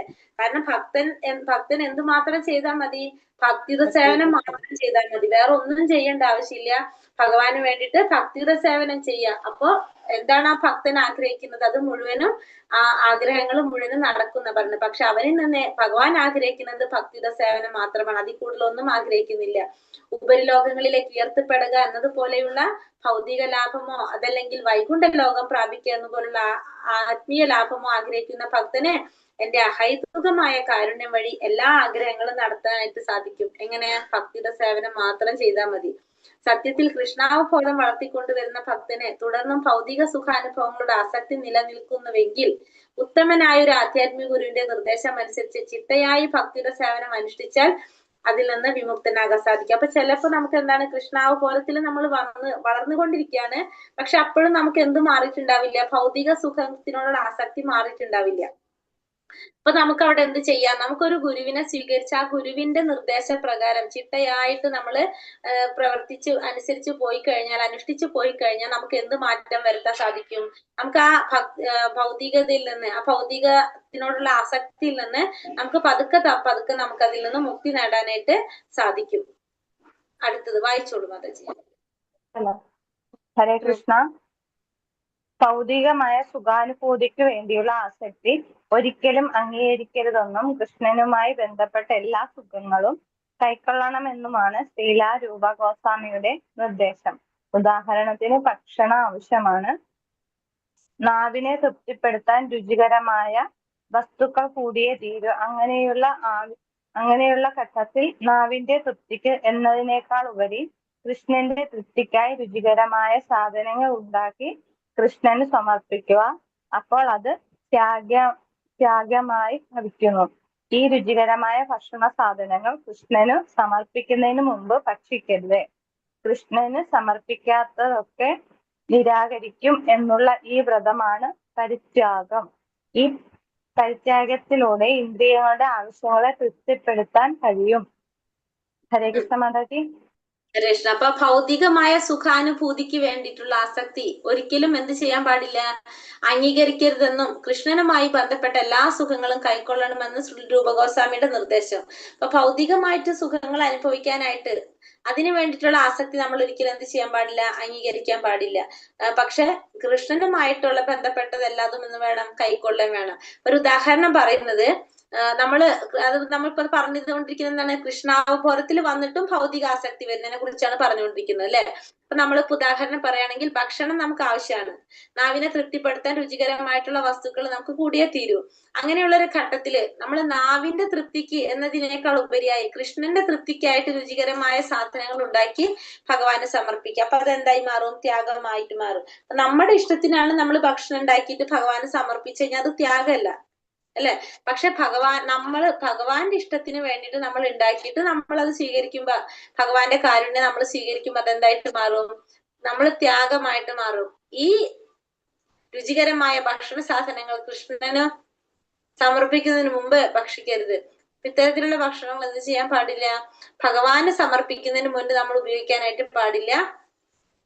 കൃഷ്ണന് സമർപ്പിക്കാത്തതൊക്കെ നിരാകരിക്കുമെന്നുള്ള വ്രതമാണ് പരിത്യാഗം എന്ന്. ഈ പരിത്യാഗത്തിലൂടെ ഇന്ദ്രിയങ്ങളുടെ ആവശ്യങ്ങളെ തൃപ്തിപ്പെടുത്താൻ കഴിയും. അപ്പൊ ഭഗവാന് സമർപ്പിക്കാത്തൊന്നും നമ്മളും സ്വീകരിക്കാനായിട്ട് പാടില്ല. അങ്ങനെ ചെയ്യുന്നതിന് നമുക്ക് എന്ത് പറയാം, പരിത്യാഗം എന്ന് പറയും. അപ്പൊ ഭഗവാന് സമർപ്പിക്കാത്തതൊക്കെ നമ്മൾ റിജക്ട് ചെയ്യാം, നിരാകരിക്കുകയാണെങ്കിൽ ആ വ്രതത്തിന് നമുക്ക് എന്ത് പറയാം, പരിത്യാഗം എന്ന് പറയാം. പരിത്യാഗത്തിലൂടെ നമുക്ക് എന്ത് ചെയ്യാൻ സാധിക്കും, ഇന്ദ്രിയങ്ങളുടെ ആവശ്യങ്ങളെ തൃപ്തിപ്പെടുത്താനും കഴിയും. ഇന്ദ്രിയങ്ങളെ നിയന്ത്രിക്കാനായിട്ട് സാധിക്കും പരിത്യാഗത്തിലൂടെ. അടുത്തത് വായിച്ചോളൂ. വേറെ ആരെങ്കിലും വായിക്കുന്നുണ്ടോ? മാതാജി തന്നെ വായിക്കാം മാതാജി. സരസ്വതി മാതാജി വായിച്ചോളൂ. ഭൗതികമായതെല്ലാം ഒഴിവാക്കാൻ ശ്രമിക്കുന്ന നിർവ്യക്തികവാദികൾ കഠിനമായ തപോനുഷ്ഠാനങ്ങൾ നടത്തിയേക്കാം. എന്നാൽ ഭഗവാന് ഭക്തിയുത സേവനം ചെയ്യാനുള്ള അവസരം അവർക്ക് നഷ്ടമാകുന്നു. അതുകൊണ്ട് അവരുടെ പരിത്യാഗം സമ്പൂർണത നേടാൻ അപര്യാപ്തമായി തീരുന്നു. ഭക്തിയുത സേവനമായി ഒരു ബന്ധവുമില്ലാത്ത ഇത്തരം കൃത്രിമ പരിത്യാഗം ശീലിച്ചതിന്റെ ഫലമായി പതനം സംഭവിച്ച് വീണ്ടും ഭൗതിക മാലിന്യങ്ങളിലേക്ക് ആകർഷിക്കപ്പെട്ടു പോയ നിർവ്യക്തികവാദികൾ ധാരാളമാണ്. ഹരേ കൃഷ്ണ മാതാജി. അപ്പൊ ഭൗതികമായതെല്ലാം ഒഴിവാക്കാൻ ശ്രമിക്കുന്ന നിർവ്യക്തികവാദികൾ കഠിനമായ തപോനുഷ്ഠാനങ്ങൾ നടത്തിയേക്കാം. പക്ഷെ അവർക്ക് എന്താ സംഭവിക്കുന്നത്, ഭഗവാന് ചെയ്യാനുള്ള ഭക്തിയുടെ സേവനം ചെയ്യാനുള്ള അവസരം അവർക്ക് നഷ്ടമാകും. അതുകൊണ്ട് അവരുടെ പരിത്യാഗം എന്താകുന്നില്ല, സമ്പൂർണത നേടാൻ സാധിക്കുന്നില്ല. അവരുടെ അപര്യാപ്തമായിട്ടാണ് മാറുന്നത്. അപ്പോ ഭൗതികമായതെല്ലാം ഒഴിവാക്കാൻ ശ്രമിക്കുന്ന നിർവ്യക്തികവാദികളാണ് അവരില്ലേ. അപ്പൊ ഭഗവാന്റെ ഒരു വ്യക്തിയായിട്ട് അല്ലെങ്കിൽ രൂപമുണ്ടെന്ന് ചിന്തിക്കാത്തവരാണ് അവര്. അപ്പൊ അവര് ഈ പറഞ്ഞ പോലെ തപാനുഷ്ഠാനങ്ങളൊക്കെ നടത്താം. പക്ഷെ അവർക്ക് എന്ത് അവസരം നഷ്ടമാകാണ്, ഭഗവാനോട് ഭക്തിയുടെ സേവനം ചെയ്യാനുള്ള അവസരം അവർക്ക് നഷ്ടമാകാണ് ചെയ്യുന്നത്. അപ്പൊ അവരുടെ പരിത്യാഗം സമ്പൂർണത നേടാനായിട്ട് അതിൽ അവർക്ക് എന്ത് സാധിക്കുന്നില്ല, അവർക്ക് സമ്പൂർണത നേടാൻ അല്ലെങ്കിൽ പരിപൂർണത നേടാനുള്ളത് അവർക്ക് പറ്റുന്നില്ല. അത് അപര്യാപ്തമായി തീരാണ് ചെയ്യുന്നത്. ഭക്തിയുടെ സേവനവുമായി ഒരു ബന്ധവുമില്ലാത്ത ഇത്തരം കൃത്രിമ പരിത്യാഗം ശീലിച്ചതിന്റെ ഫലമായി പതനം സംഭവിച്ച് വീണ്ടും ഭൗതിക മാലിന്യങ്ങളിലേക്ക് ആകർഷിക്കപ്പെട്ടു പോയ നിർവ്യക്തികവാദികൾ ധാരാളമാണ്. ഇത്തരത്തില് അതായത് ഈ കൃത്രിമമായിട്ടുള്ള പരിത്യാഗം ശീലിച്ചതിന്റെ ഫലമായിട്ട് പതനം സംഭവിച്ച് വീണ്ടും ഭൗതികമായ മാലിന്യങ്ങളിലേക്ക് ആകർഷിക്കപ്പെട്ടു പോയിട്ടുള്ള നിർവ്യക്തികവാദികൾ ധാരാളമാണ്. അപ്പൊ നമുക്ക് പറയാം, ഭഗവാന്റെ ആ ബ്രഹ്മത്തെ ആരാധിക്കുന്നവര്, ഭഗവാൻ ഒരു രൂപമില്ല എന്ന് ചിന്തിക്കുന്നത് കൊണ്ട് തന്നെ അവർക്ക് എന്താണ്, അവർക്ക് ഏത് സമയത്തും മാറ്റം വരാം. അവര് ചിലപ്പോ സാക്ഷാത്കാരത്തിന്റെ പടി വരെ എത്തിയിട്ടുണ്ടാവും. പക്ഷെ അവർക്ക് പിന്നീട് എന്ത് സംഭവിക്കാം, അവർ വീണ്ടും ഭൗതികതയിലേക്ക് തിരിച്ചു പോകുന്നുണ്ടാവും. അത് പക്ഷെ ഭഗവാന്റെ ആ വ്യക്തി രൂപത്തിൽ ആരാധിക്കുമ്പോൾ എന്താണ്, ഭഗവാൻ ഒരു വ്യക്തിയായിട്ട് കണ്ട് നമ്മൾ ശരിക്കും ഭഗവാന് എല്ലാ കാര്യങ്ങളും ഭഗവാന് ചെയ്യാണ്. അപ്പൊ നമുക്ക് അതിൽ നിന്ന് വീഴ്ച വരാനുള്ള സാധ്യത കുറവാണ്. പക്ഷെ ഇവർക്ക് എന്താണ്, ഇവർക്കത് സാധ്യത കൂടുതലാണ്. അപ്പൊ ഇങ്ങനെയുള്ളവര് ധാരാളം ഉണ്ടെന്ന് പറയുന്നത്. ഹരേ കൃഷ്ണ. ഹരേ കൃഷ്ണ. പരിത്യാഗികൾ എന്ന് വിശേഷിപ്പിക്കപ്പെടുന്ന ഔദ്യോഗികമായി സന്യാസിമാരായുള്ളവർ ഇക്കാലത്തുമുണ്ട്. ഭൗതികാസ്തിത്വം മിഥ്യയാണെന്നും ആത്മീയ അസ്തിത്വമാണ് സത്യമെന്നും അവർ പുറമേക്ക് പറയും. ഇങ്ങനെ ഭൗതിക ലോകം ത്യജിച്ചതായി അവർ കൃത്രിമമായി പ്രകടിപ്പിക്കും. എന്നാലും ഭക്തിയുത സേവനത്തിൽ എത്തിച്ചേരാത്തത് കൊണ്ട് അവർക്ക് ലക്ഷ്യം നേടാനാവാതെ വരുന്നു. ഭൂതദയാപരവും രാഷ്ട്രീയവും ആയ ഭൗതിക പ്രവർത്തനങ്ങളിലേക്കും അവർ മടങ്ങുന്നു. ജഗത്ത് മിഥ്യയാണെന്ന് പറഞ്ഞ് എല്ലാം ഇട്ടെറിഞ്ഞ് സന്യാസം സ്വീകരിച്ച കാരണം അവർ ഒരിക്കലും ഭഗവാന്റെ പാദങ്ങളിൽ അഭയം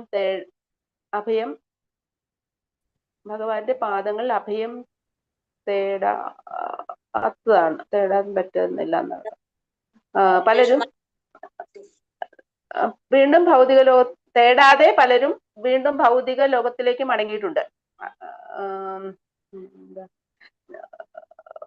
ഭൂതദയാപരവും രാഷ്ട്രീയവുമായ ഭൗതിക പ്രവർത്തനങ്ങളിലേക്ക് അവർ മടങ്ങുന്നു. ജഗത്ത് മിഥ്യയാണെന്ന് പറഞ്ഞ് എല്ലാം വിട്ടെറിഞ്ഞ് സന്യാസം സ്വീകരിച്ച കാരണം അവർ ഒരിക്കലും ഭഗവാന്റെ പാദങ്ങളിൽ അഭയം തേടാതെ വീണ്ടും ഭൗതിക ലോകത്തിലേക്ക് മടങ്ങിയിട്ടുണ്ട്.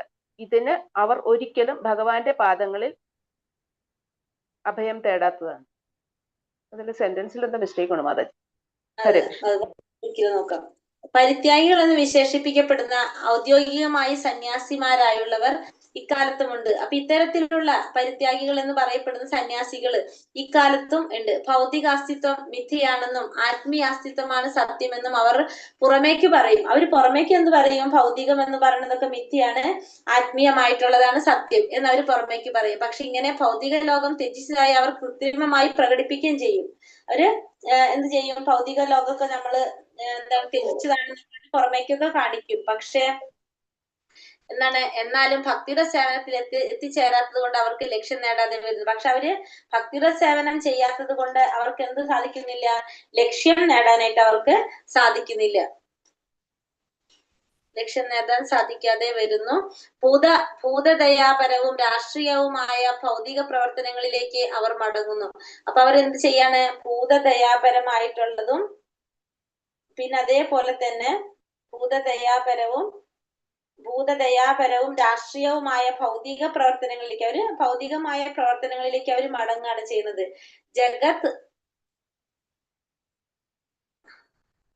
ജഗത്ത് മിഥ്യയാണെന്ന് പറഞ്ഞ് എല്ലാം ഇട്ടെറിഞ്ഞ് സന്യാസം സ്വീകരിച്ച പലരും വീണ്ടും ഭൗതിക ലോകത്തിലേക്ക് മടങ്ങിയിട്ടുണ്ട്. ഇതിന് കാരണം അവർ ഒരിക്കലും ഭഗവാന്റെ പാദങ്ങളിൽ അഭയം തേടാത്തതാണ്. അപ്പൊ എന്തുകൊണ്ടാണ് ഇങ്ങനെ സംഭവിക്കുന്നത്? അങ്ങനെ പലരും ജഗത്ത് മിഥ്യയാണെന്നും പറഞ്ഞിട്ട് എല്ലാം ഇട്ടെറിഞ്ഞ് അവരെന്ത് ചെയ്തിട്ടുണ്ട്, മടങ്ങിപ്പോയിട്ടുള്ളവരുണ്ട്. സന്യാസം സ്വീകരിച്ച പലരും ഭൗതിക ലോകത്തിലേക്ക് തന്നെ മടങ്ങിയവരുണ്ട്. ഭൗതിക ലോകത്തിലേക്ക് മടങ്ങാന്ന് പറഞ്ഞാൽ ഭൗതികതയിലേക്ക് മടങ്ങിയവർ പലരും ഉണ്ട്. അതിന്റെയൊക്കെ കാരണം എന്താണ്? ബേസിക്കലായിട്ട് ഭഗവാന്റെ പാദങ്ങളിൽ അഭയം തേടാത്തതാണ്. ഒരിക്കലും ഭഗവാന്റെ പാദങ്ങളിൽ അഭയം തേടാത്തതാണ് ഇതിനെല്ലാം കാരണം. കാരണം അവര് ഭഗവാനായിട്ട് കണ്ടാലാണ് ഭഗവാന്റെ പാദത്തിൽ അഭയം തേടാൻ സാധിക്കുള്ളൂ. അത് ചെയ്യാത്തത് കൊണ്ടാണ് ഇവരുടെയൊക്കെ ഈ എന്തിന് കാരണം, വീഴ്ചയ്ക്ക് കാരണം. ഇതിനവർ ഒരിക്കലും ഭഗവാന്റെ പാദങ്ങളിൽ അഭയം തേടിയിട്ടില്ല. അതാണ് ഇതിന് കാരണം. ഈ ഭക്തിയുടെ സേവനത്തിൽ ആത്മീയ ആചാര്യൻ എങ്ങനെയായിരിക്കണം? ഭക്തിയുടെ സേവനത്തില് ആത്മീയ ആചാര്യൻ എങ്ങനെയാണ് ആയിരിക്കേണ്ടത് പറയുന്നത്? വായിച്ചോളൂ ആരെങ്കിലും. ധനസഞ്ചയം കൊണ്ടോ അനുയായികളുടെ ആധിക്യത്തിലോ ആത്മീയ ആചാര്യൻ ഒരിക്കലും അഹങ്കരിക്കരുത്. യഥാർത്ഥ ആചാര്യൻ ഒരിക്കലും അങ്ങനെ ചെയ്യില്ല. എന്നാൽ ചിലപ്പോൾ ആരും അധികാരപ്പെടുത്താതെ സ്വന്തം ഉത്സാഹത്തിൽ ആചാര്യനായി തീരുന്നവൻ ശിഷ്യസംഖ്യയുടെ ആധിക്യത്തിലും അളവറ്റ ധനത്തിലും മതിമറന്നു പോയെന്ന് വരാം. അങ്ങനെയുള്ളവൻ ഒന്നാം കിടയിലുള്ള ആചാര്യനല്ല. ഇത്തരം കാര്യങ്ങളിൽ മതിമറന്നു പോയാൽ അയാളുടെ ഭക്തിയുത സേവനത്തിന് ഇളക്കം തട്ടും. അതിനാൽ ശിഷ്യ പരമ്പരയുടെ തത്വങ്ങളിൽ അടിയുറച്ചു നിൽക്കണം. ഹരേ കൃഷ്ണ. എന്താ പറഞ്ഞത്? ധനസഞ്ചയം കൊണ്ട് അനുയായികളുടെ ആധിക്യത്താൽ ആത്മീയ ആചാര്യൻ ഒരിക്കലും എന്ത് ചെയ്യാൻ പാടില്ല, അഹങ്കരിക്കാൻ പാടില്ല ആത്മീയ ആചാര്യൻ. ആ ആചാര്യൻ ശരിക്കും എല്ലാവർക്കും മാതൃകയാകേണ്ട വ്യക്തിയാണ്. ഒരിക്കലും യഥാർത്ഥ ആചാര്യൻ ഒരിക്കലും അങ്ങനെ ചെയ്യില്ല. പക്ഷെ ചിലപ്പോൾ എന്താണ്, ആരും അധികാരപ്പെടുത്താതെ തന്നെ സ്വന്തം ഉത്സാഹം കൊണ്ട് ആചാര്യനായി തീരുന്ന ചിലരുണ്ട്. അപ്പൊ അവർക്ക് എന്താണ്, ശിഷ്യന്മാരുടെ സംഖ്യ, കുറെ ശിഷ്യന്മാരുണ്ടാകുമ്പോ അല്ലെങ്കിൽ കുറെ അളവറ്റ ധനം ഉണ്ടാകുമ്പോ അവരെന്താവും, അവർ മതിമറന്നു പോകും. അങ്ങനെയുള്ളവരെന്താണ്, ആചാര്യന്മാരല്ല. ഇത്തരം കാര്യങ്ങൾ മറന്നുപോയി കഴിഞ്ഞാൽ ഭക്തിയുടെ സേവനത്തിന് എന്ത് സംഭവിക്കും, ഇളക്കം തട്ടും. അതിനാൽ ശിഷ്യ പരമ്പരയുടെ തത്വത്തിൽ ഇത് ഉറച്ചു നിൽക്കണം.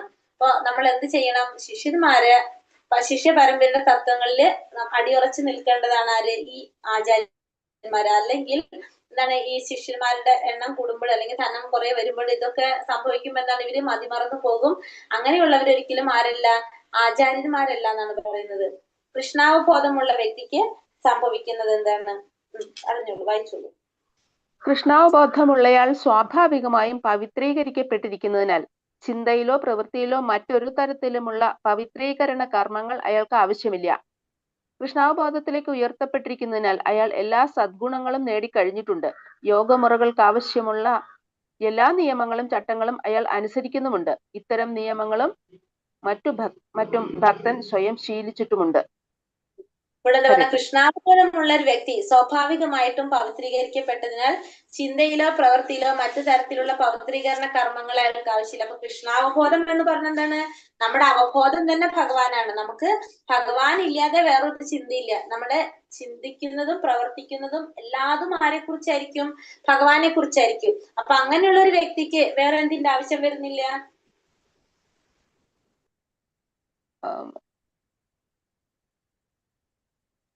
വേറെ ആവശ്യം വരുന്നില്ല. എന്തിന്റെ ആവശ്യം വരുന്നില്ല, പ്രത്യേകിച്ച് പവിത്രീകരണ കർമ്മങ്ങൾ ചെയ്യേണ്ട ആവശ്യം ആ ഒരു വ്യക്തിക്ക് വരുന്നില്ല. ആ കൃഷ്ണാവബോധത്തിലേക്ക് ഉയർത്തപ്പെട്ടിരിക്കുന്നതിനാൽ അയാൾ എല്ലാ സദ്ഗുണങ്ങളും നേടിക്കഴിഞ്ഞിട്ടുണ്ട്. കാരണം കൃഷ്ണാവബോധത്തിലേക്ക് ഉയർന്നപ്പോൾ തന്നെ ആ വ്യക്തി എല്ലാ തരത്തിലും സദ്ഗുണങ്ങൾ നേടിയൊരു വ്യക്തിയായിരിക്കും. യോഗാമുറകൾക്ക് ആവശ്യമുള്ള എല്ലാ നിയമങ്ങളും ചട്ടങ്ങളും അയാൾ അനുസരിക്കുന്നുണ്ട്. ഇത്തരം നിയമങ്ങളും മറ്റു നിയമങ്ങളും സ്വയം മറ്റും എന്നാണ് എന്നുവെച്ചാൽ നിയമങ്ങൾ തന്നെ ഉദ്ദേശിക്കുന്നത്. ഓക്കെ മാതാജി. യോഗാമുറകൾക്ക് ആവശ്യമുള്ള എല്ലാ നിയമങ്ങളും ചട്ടങ്ങളും അയാൾ അനുസരിക്കുന്നുണ്ട്. അപ്പൊ ഇത്തരത്തില് കൃഷ്ണാവബോധത്തിലുള്ള ഒരു വ്യക്തി എന്താണ്, യോഗാമുറകൾക്ക് ആവശ്യമുള്ള എല്ലാ നിയമങ്ങളും ചട്ടങ്ങളും അയാൾ അനുസരിക്കുന്നുണ്ട്. ഇത്തരം നിയമങ്ങളും മറ്റും ഭക്തൻ സ്വയം ശീലിച്ചിട്ടുമുണ്ട്. അപ്പൊ ഇത്തരത്തിലുള്ള എല്ലാ നിയമങ്ങളും ആര് ശീലിച്ചിട്ടുണ്ടാകും, ഈ ഭക്തൻ സ്വയം ശീലിച്ചിട്ടുമുണ്ടാകും. അപ്പൊ കൃഷ്ണാവബോധമുള്ള ഒരു വ്യക്തിക്ക് വേറെ എന്തിന്റെ ആവശ്യമില്ല, പ്രത്യേകം പിന്നെ പവിത്രീകരണ കർമ്മങ്ങൾ ചെയ്യേണ്ട ഒരു ആവശ്യം വരുന്നില്ല. കാരണം അയാളുടെ അവബോധം എന്തായിരിക്കും, ഭഗവാനെ കുറിച്ച് തന്നെയായിരിക്കും. ചെയ്യുന്നതെല്ലാം ഭഗവാന് വേണ്ടിയിട്ടായിരിക്കും, പ്രവർത്തിക്കുന്നതെല്ലാം ഭഗവാന് വേണ്ടിയിട്ടായിരിക്കും. ഭഗവാനെ കുറിച്ചല്ലാതെ, ഭഗവാന്റെ ഒരു സ്മരണ ഇല്ലാതെ ഒരു സെക്കൻഡ് പോലും ആർക്കുണ്ടാവില്ല, കൃഷ്ണാവബോധത്തിലുള്ള ഒരു വ്യക്തിക്ക് ഉണ്ടാകില്ല. ഹരേ കൃഷ്ണ, വായിച്ചോളൂ. നല്ലൊരു യോഗ്യത. ഹരേ കൃഷ്ണ, വായിച്ചോളൂ മാതാജി. വേറെ ആരെങ്കിലും ഞാൻ വായിക്കാം മാതാജി. ഓക്കെ. നല്ലൊരു യോഗ്യതയായി കണക്കാക്കപ്പെടുന്ന അഹിംസ എന്ന ഗുണം ഒരു മൂർത്തമായ ഉദാഹരണമാണ്. ഭക്തൻ സ്വഭാവേന അഹിംസാവാദിയാണ്. അതുകൊണ്ട് അഹിംസ വിശേഷ വിധിയായി പാലിക്കേണ്ട ആവശ്യമില്ല. ചിലർ സസ്യാഹാര പ്രസ്ഥാനത്തിലും മറ്റും ചേർന്ന് പവിത്രീകരണം നേടാറുണ്ട്. എന്നാൽ ഭക്തൻ പരപ്രേരണ കൂടാതെ തന്നെ സസ്യാഹാരിയാണ്. അതുകൊണ്ട് ഇത്തരം പവിത്രീകരണം ആവശ്യമില്ല. ഭക്തൻ കൃഷ്ണാവബോധത്തിൽ വിശേഷിച്ച് പരിശീലനം തേടേണ്ട എന്നതിന് ധാരാളം ഉദാഹരണങ്ങളുണ്ട്. ദേവന്മാരുടെ എല്ലാ സൽഗുണങ്ങളും അവനിൽ താനെ വികാസം പ്രാപിച്ചുകൊള്ളും. ഹരേ കൃഷ്ണ മാതാജി. നല്ലൊരു യോഗ്യതയായി കണക്കാക്കപ്പെടുന്ന അഹിംസ എന്ന ഗുണം ഒരു മൂർത്തമായ ഉദാഹരണമാണ്. ഭക്തൻ സ്വഭാവേന അഹിംസാവാദിയാണ്. അതുകൊണ്ട് അഹിംസ വിശേഷ വിധിയായി പരിശീലിക്കേണ്ട ആവശ്യമില്ല. അപ്പൊ ഒരു കൃഷ്ണാവബോധത്തിലുള്ള ഒരു ഭക്തന്റെ യോഗ്യതകളാ പറഞ്ഞത്. യോഗ്യത അപ്പൊ എന്താണ്, അഹിംസ നല്ലൊരു ഗുണമാണ് എന്ത് കാണുന്നത്, അഹിംസ. പിന്നെ അതിന് പ്രത്യേകം പരിശീലനത്തിന്റെ ആവശ്യം ആർക്ക് വരുന്നില്ല, കൃഷ്ണാവബോധത്തിലുള്ള ഒരു വ്യക്തിക്ക് വരുന്നില്ല. പിന്നെ അതുപോലെ തന്നെ ചിലർ സസ്യാഹാര പ്രസ്ഥാനത്തിലും മറ്റും ചേർന്ന് പവിത്രീകരണം നേടാറുണ്ട്. എന്നാൽ ഭക്തൻ പരപ്രേരണ കൂടാതെ തന്നെ സസ്യാഹാരിയാണ്. അപ്പോ പിന്നെ അതേപോലെ തന്നെ ഒരു ഭക്തൻ എന്താണ്? സസ്യാഹാരം മാത്രമേ കഴിക്കുന്നുള്ളൂ. കൃഷ്ണാവബോധത്തിലുള്ള ഒരു വ്യക്തി വേറെ ഒന്നും ഭക്ഷിക്കുന്നില്ല. അപ്പൊ അതുകൊണ്ട് പ്രത്യേകം വേറെ പവിത്രീകരണത്തിന്റെ ആവശ്യം ആർക്ക് വരുന്നില്ല? ഈ കൃഷ്ണാവബോധത്തിലുള്ള വ്യക്തിക്ക് വരുന്നില്ല. പിന്നെ മാത്രമല്ല, ഭക്തൻ കൃഷ്ണാവബോധത്തിൽ വിശേഷിച്ച് പരിശീലനം തേടേണ്ടതിന് ധാരാളം ഉദാഹരണങ്ങൾ. കാരണം കൃഷ്ണാവബോധം പരിശീലിക്കുന്നത് കൊണ്ട് തന്നെ സ്വാഭാവികമായിട്ടും സദ്ഗുണങ്ങളൊക്കെ തന്നെത്താനെ വികസിച്ച് വരാണ് ചെയ്യുന്നത്. അപ്പൊ അതിനു വേണ്ടിയിട്ട് പ്രത്യേകം പരിശീലനത്തിന്റെ ആവശ്യം ആർക്ക് വരുന്നില്ല? കൃഷ്ണാവബോധത്തിലുള്ള ഒരു വ്യക്തിക്ക് വരുന്നില്ല. നമ്മൾ പോലും അറിയാതെ നമ്മളിൽ മാറ്റം വരാണ് ചെയ്യുന്നത്. അപ്പൊ അതുകൊണ്ട് അതിന് പ്രത്യേകം പരിശീലനത്തിന്റെ ആവശ്യം ആർക്കില്ല?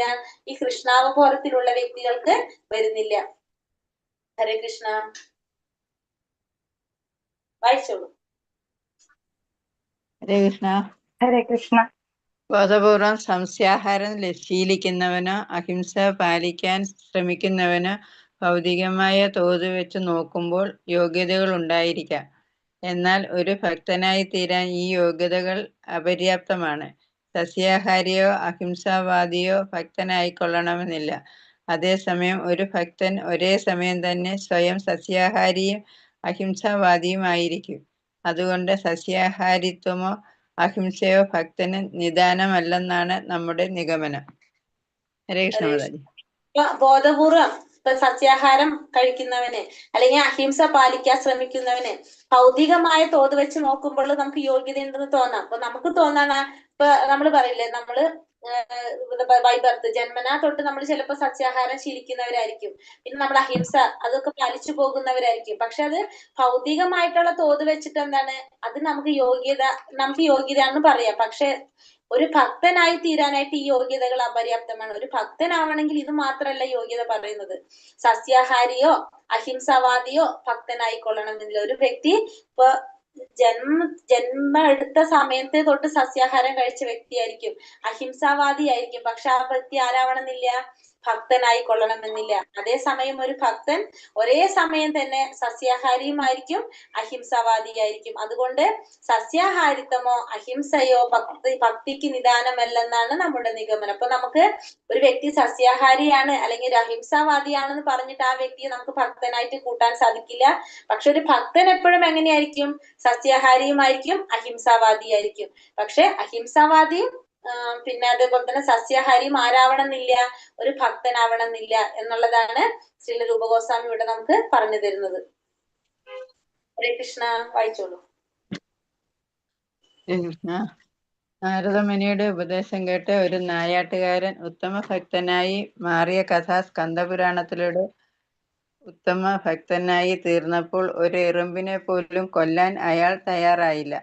ഭക്തി സേവനം മൂലമുണ്ടായ ഈ മാറ്റം കണ്ട് നാരദമുനിയുടെ സുഹൃത്തായ പർവ്വത മുനി ഇങ്ങനെ പറഞ്ഞു: പ്രിയപ്പെട്ട നായാട്ടുകാരാ, എറുമ്പിനെ പോലും കൊല്ലാൻ സമ്മതമല്ലാത്ത നിന്റെ ഭാവത്തിൽ അത്ഭുതപ്പെടേണ്ടതില്ല. ഭക്തിഭാവം വളർത്തിയെടുക്കുന്ന വ്യക്തികളിൽ സൽഗുണങ്ങളെല്ലാം തനിയെ രൂപം കൊണ്ടുകൊള്ളും. ഭക്തൻ ഒരിക്കലും പരദുഃഖത്തിന് ഇടം കൊടുക്കുകയില്ല. ഹരേ കൃഷ്ണ മാതാജി. ഹരേ കൃഷ്ണ. ഇപ്പൊ നാരദ മഹർഷിയുടെ ഉപദേശം കേട്ട് ഒരു നായാട്ടുകാരൻ ഉത്തമ ഭക്തനായിട്ട് മാറിയ കഥ സ്കന്ദപുരാണത്തിലുണ്ട് അല്ലെ. അപ്പൊ നമുക്കറിയാവുന്നതാണ് മഹർഷിയുടെ ഉപദേശം കേട്ടിട്ട് ഒരു നായാട്ടുകാരൻ ഭക്തനായിട്ട് മാറിയിട്ടുള്ളത്. ആ ഉത്തമ ഭക്തനായി തീർന്നപ്പോൾ ഒരു ഉറുപ്പിനെ പോലും കൊല്ലാൻ അയാൾ തയ്യാറായില്ല. അപ്പൊ അതാരാണെന്ന് ഓർമ്മയുണ്ട് ആർക്കെങ്കിലും?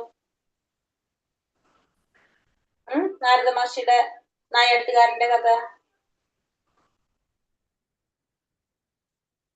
രത്നാകരനല്ല, വേറെ ഒരു പേരാണ്. എനിക്ക് പേര് ഓർമ്മയില്ല. ഇന്നലെ എന്തോ ക്ലാസ്സിൽ പറഞ്ഞപ്പോ ഞാൻ പറയുന്നുണ്ടായിരുന്നു, പക്ഷെ പേര് എനിക്ക് ഓർമ്മ വന്നില്ല അപ്പോഴും. അപ്പൊ അങ്ങനെ ഒരു, അതായത് പിന്നെന്താണ്, അത്രയും ഒരു നടക്കുമ്പോ ഉറുമ്പ് വരുമ്പോ ചാടി ചാടി നടക്കും. അതായത് ഒരു ഉറുമ്പിനെ പോലും ചവിട്ടാൻ പാടില്ല എന്ന് വിചാരിച്ചിട്ട് ചാടി ചാടി നടക്കുന്ന ഒരു നായാട്ടുകാരനായിരുന്നു നായാട്ടുകാരൻ. നാരദ മഹർഷിയുടെ ഉപദേശം കേട്ടിട്ട് ഭക്തനായി തീർന്നതാണ്. പിന്നെ ഒന്നിനെ പോലും കൊല്ലാൻ അയാൾ തയ്യാറായിട്ടില്ല. അതുവരെ എന്താണ്, എല്ലാത്തിനും ഇങ്ങനെ സാഡിസം പോലെ എല്ലാത്തിനും കൊന്നുകൊണ്ടിരിക്കുകയായിരുന്നു. പക്ഷെ മനസ്സിലായതിനു ശേഷം എന്താണ്, പിന്നെ അദ്ദേഹം ഒന്നിനെ പോലും കൊല്ലാനായിട്ട് തയ്യാറായില്ല. ഭക്തിസേവനം മൂലമുണ്ടായ ഈ മാറ്റം കണ്ട് നാരദമുനിയുടെ സുഹൃത്തായ പർവ്വതമുനി ഇങ്ങനെ പറഞ്ഞു: എന്താ പറഞ്ഞത്? ഈ ഭക്തിയുടെ സേവനം കൊണ്ട് ഈ മാറ്റം കണ്ടിട്ട് നാരദ മഹർഷിയുടെ സുഹൃത്തായിട്ടുള്ള പർവ്വതമുനി പറയാണ്, പ്രിയപ്പെട്ട നായാട്ടുകാര, ഉറുമ്പിനെ പോലും കൊല്ലാൻ സമ്മതമില്ലാത്ത നിന്റെ ഭാവത്തിൽ അത്ഭുതപ്പെടേണ്ടതില്ല. കാരണം ഭക്തിഭാവം വളർത്തിയെടുക്കുന്ന വ്യക്തികളിൽ സദ്ഗുണങ്ങളെല്ലാം തനിയെ രൂപം കൊണ്ടുകൊള്ളും. ഭക്തൻ ഒരിക്കലും പരദുഃഖത്തിന് ഇടം കൊടുക്കില്ല. കാരണം ഇപ്പൊ പർവ്വത മഹർഷി പറയാണ്, നമ്മള് ഭക്തിഭാവം നമുക്ക് വളർത്തിയെടുക്കുന്ന വ്യക്തികളില് ഭക്തിയുടെ സേവനം ചെയ്തുകൊണ്ടിരിക്കുന്ന ഒരു വ്യക്തിയിൽ എന്താണ് സംഭവിക്കുന്നത്? ബാക്കിയുള്ള ഗുണങ്ങള്, സദ്ഗുണങ്ങളൊക്കെ തന്നെത്താനെ വളർന്നു വരികയാണ് ചെയ്യുന്നത്, തന്നെത്താനെ രൂപം കൊള്ളാണ് ചെയ്യുന്നത്. കാരണം ഒരു ഭക്തൻ ഒരിക്കലും എന്താഗ്രഹിക്കുന്നില്ല? മറ്റുള്ളവരുടെ ദുഃഖം ആഗ്രഹിക്കുന്നില്ല. അത് കാണാനായിട്ട് ഒരിക്കലും ആരാഗ്രഹിക്കില്ല? പരദുഃഖം ഒരിക്കലും അതിനിടവരുത്തുന്നില്ല ഒരു ഭക്തൻ എന്നാരും പറയാണ് ഇവിടെ? പർവ്വതമുനി പറയാണ് ഇവിടെ. കാരണം അത്രയും മറ്റുള്ള ജീവജാലങ്ങളെ ഉപദ്രവിച്ചിരുന്ന ഒരു വ്യക്തിയായിരുന്നു. ആ വ്യക്തിക്കാണ് നാരദ മഹർഷിയുടെ ഉപദേശം കേട്ടിട്ട് ഭക്തനായിട്ട് മാറുന്നത്. അപ്പൊ അതിനുശേഷം എന്താണ്? നടക്കുമ്പോ ഉറുമ്പ്, നമ്മള് താഴത്ത് ഉറുമ്പ് ഉണ്ടാവില്ല, ആ ഉറുമ്പിനെ കാണുമ്പോ ചാടി ചാടി നടക്കും. കാരണം ചവിട്ടി പോയി കഴിഞ്ഞാൽ ചത്തുപോയില്ലേ? അതേപോലെ ആയിരുന്നു ആര് ഉണ്ടായിരുന്നത്? ആ ഒരു ഭക്തനായിട്ട് മാറിയപ്പോ ആ കാട്ടാളനെല്ലാം എന്താ പറയുക, നായാട്ടുകാരൻ ചെയ്തത്. അപ്പൊ അത് ശരിക്കും എന്താണ്? ആ ഒരു ഭക്തിയുടെ ഭാവമാണ് പറഞ്ഞത് അല്ലെ? ഭക്തിഭാവം, അതായത് ഭക്തിയുടെ സേവനത്തിലൂടെ നമുക്ക് എന്താ സംഭവിക്കുന്ന? ആ സദ്ഗുണങ്ങളും കൂടി നമുക്ക് തന്നെത്താനെ രൂപം കൊണ്ട് വരാണ് ചെയ്യുന്നത്. ഹരേ കൃഷ്ണ മാതാജി, വായിച്ചോളൂ. ഹരേ കൃഷ്ണ. ശാരീരികമായ ശുദ്ധീകരണ പ്രവർത്തനം, തപോനുഷ്ഠാനങ്ങൾ, മനസ്സമാധാനം, പ്രജ്ഞയുടെ പവിത്രീകരണം തുടങ്ങിയവയെല്ലാം ഭക്തി സേവനത്തിൽ ഏർപ്പെട്ടിരിക്കുന്നവർക്ക് താനെ വെളിപ്പെടുമെന്ന് ശ്രീല രൂപ ഗോസ്വാമി ഉറപ്പിച്ചു പറയുന്നു. 9 തരം ഭക്തി സേവനമുണ്ടെന്ന് രൂപ ഗോസ്വാമി പറയുന്നു. ശ്രവണം, ജപം, സ്മരണം, സേവനം, ആരാധനം, പ്രാർത്ഥന, ആജ്ഞാപാലനം, സുഹൃത്ത് എന്ന നിലയിലുള്ള കൃഷ്ണ സേവനം, അദ്ദേഹത്തിന് വേണ്ടിയുള്ള സർവത്യാഗം, ഇവയിൽ ഓരോന്നും ശക്തമാണ്. ഇവയിൽ ഏതെങ്കിലും ഒന്ന് ഒരിക്കലെങ്കിലും ചെയ്യുന്നവന് സമ്പൂർണ്ണത നേടാൻ ഒരു പ്രയാസവുമില്ല. ഹരേ കൃഷ്ണ മാതാജി. കൃഷ്ണ. അപ്പൊ ശാരീരികമായ ശുദ്ധീകരണ പ്രവർത്തനം, തപോനുഷ്ഠാനം, മനസമാധാനം, പ്രജ്ഞയുടെ പവിത്രീകരണം തുടങ്ങിയവയെല്ലാം എന്താണ്? ഭക്തിയുടെ സേവനത്തിൽ ഏർപ്പെട്ടിരിക്കുന്നവർക്ക് താനെ വെളിപ്പെടുത്തുന്നു. അപ്പൊ നമുക്ക് ഭക്തിയുടെ സേവനം ചെയ്യുന്നവർക്ക് തപാനുഷ്ഠാനങ്ങൾ ചെയ്യുമ്പോൾ മനസമാധാനം, പ്രജ്ഞയുടെ പവിത്രീകരണം തുടങ്ങിയതെല്ലാം ഭക്തി സേവനത്തിൽ ഏർപ്പെട്ടിരിക്കുന്നവർക്ക് താനെ വെളിപ്പെടുന്ന ആര് പറയാണ്?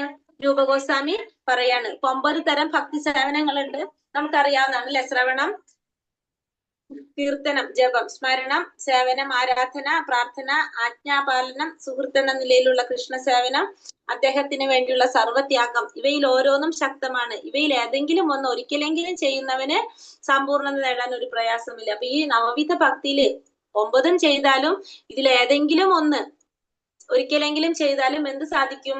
പരിപൂർണത നേടാനായിട്ട്, സമ്പൂർണ്ണത നേടാനായിട്ട് ഒരു പ്രയാസവും ഇല്ല എന്ന് പറയാണ് ഇവിടെ. ഹരേ കൃഷ്ണ മാതാജി, വായിച്ചോളൂ.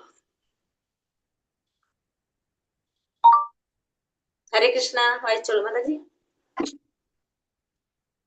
ഹരേ കൃഷ്ണ. ഇവയിൽ ഏതെങ്കിലും ഒരു മാർഗം സ്വീകരിച്ചിട്ട് സമ്പൂർണത കൈവരിച്ചതിന് മൂർത്തമായ ഉദാഹരണങ്ങളുണ്ട്. ഭാഗവത ശ്രവണത്തിലൂടെ മാത്രം ലക്ഷ്യം നേടിയ ആളാണ് പരീക്ഷിത്ത്. ശുകദേവ ഗോസ്വാമി ലക്ഷ്യം പ്രാപിച്ചത് ഭാഗവത പാരായണത്തിലൂടെയാണ്. ഭഗവത് സ്മരണയാണ് പ്രഹ്ലാദനെ ലക്ഷ്യത്തിലെത്തിച്ചത്. ഭഗവാന്റെ പാദങ്ങൾ തഴുകി അദ്ദേഹത്തിന് സുഖം നൽകിക്കൊണ്ടാണ് ലക്ഷ്മി ദേവി ലക്ഷ്യത്തിലെത്തിയത്. പൃഥു ക്ഷേത്രാരാധന കൊണ്ടും അക്രൂരൻ പ്രാർത്ഥന കൊണ്ടും ഹനുമാൻ സേവനത്തിലൂടെയും ലക്ഷ്യം കണ്ടപ്പോൾ അർജുനൻ സൗഹൃദത്തിലൂടെയാണ് അത് സാധിച്ചത്. തനിക്കുള്ളൊരു മുഴുവനും കൃഷ്ണന് കാഴ്ചവെച്ച മഹാബലി ഭക്തിയുടെ സേവനത്തിന്റെ സമ്പൂർണതയിലെത്തി. ഹരേ കൃഷ്ണ മാതാജി. ഹരേ കൃഷ്ണ. അപ്പൊ ഇവയിൽ ഏതെങ്കിലും ഒരു മാർഗം സ്വീകരിച്ച് സമ്പൂർണ്ണ കൈവരിച്ചത് ഉദാഹരണം പറയുന്നത് എന്താണ്? പരീക്ഷിത് മഹാരാജാവ് ശ്രവണത്തിലൂടെ അല്ലെ? ശുകദേവ ഗോസ്വാമി ലക്ഷ്യം പ്രാപിച്ചത് കീർത്തനത്തിലൂടെ. പിന്നെന്താണ്? സ്മരണം, പ്രഹ്ലാദൻ സ്മരണത്തിലൂടെ. പിന്നെ ലക്ഷ്മി ദേവിയാണ് പാദസേവനത്തിലൂടെ ലക്ഷ്മി ദേവി. പിന്നെ പൃഥു മഹാരാജാവ് ആരാധനയിലൂടെ. പിന്നെ വന്നിട്ട് അക്രൂരൻ പ്രാർത്ഥന കൊണ്ട്. പിന്നെ വന്നിട്ട് ഹനുമാൻ സേവനത്തിലൂടെ ലക്ഷ്യം കണ്ടപ്പോ അർജുനൻ എന്താണ്? സുഹൃത് ഭാവം, സാഖ്യഭാവത്തിലാണ്. പിന്നെ ഭഗവാൻ എല്ലാം സമർപ്പിച്ചുകൊണ്ട് ആര്? മഹാബലി ചക്രവർത്തി ഭക്തിയുടെ സേവനത്തിന്റെ പൂർണ്ണതയിലെത്താനായിട്ട് സാധിച്ചു. അപ്പൊ സാക്ഷാത്കാരം നേടാനായിട്ട് സാധിച്ചത് പല രീതിയിലാണെന്ന് ഇവിടെ ഓരോരുത്തരും ഓരോ രീതിയിൽ ചെയ്തിട്ട് സാക്ഷാത്കാരം നേടി നമുക്ക് മനസ്സിലാക്കി തരാണ്. ഹരേ കൃഷ്ണ, വായിച്ചോളൂ. ഹരേ കൃഷ്ണ. ഈ പറഞ്ഞ 9 ഇനവും ഒരുമിച്ച് പ്രാവർത്തികമാക്കിയതിനും ഉദാഹരണങ്ങളുണ്ട്. അംബരീഷന്റെ കഥ തന്നെ 9 അല്ലേ മാതാജി? 9 അല്ലേ മാതാജി? 9 അധ്യായം. ഹരേ കൃഷ്ണ.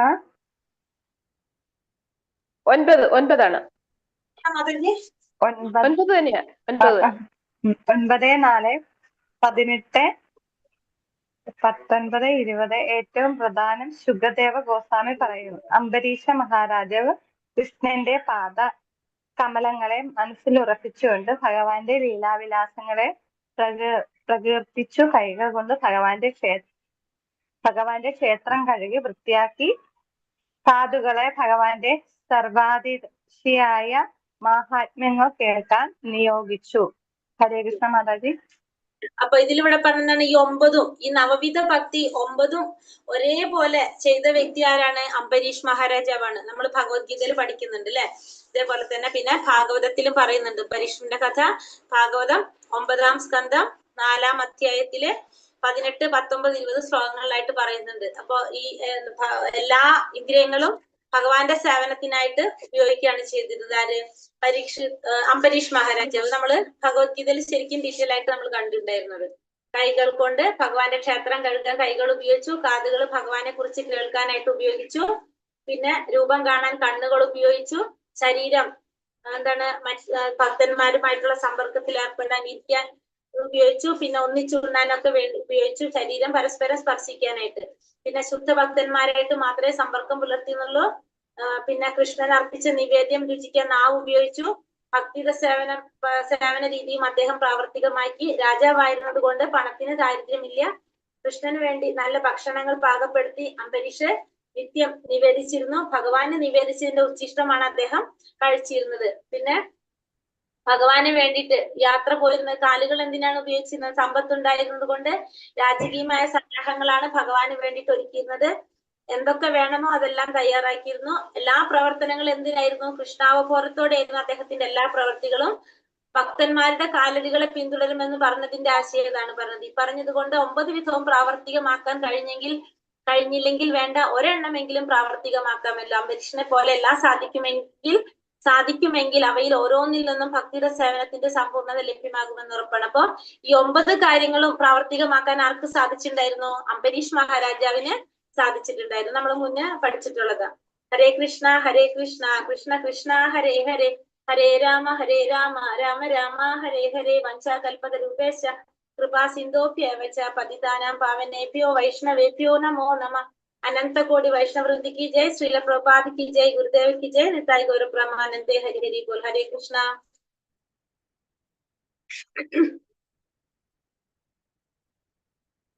हरे कृष्णा. क्वेश्चन आंसर നോക്കാന്ന്.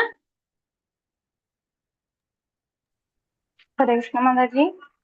13-ലെയും 14-ലെയും ക്വസ്റ്റ്യൻ ഇട്ടിട്ടുണ്ട് മാതാജി. ഓക്കെ.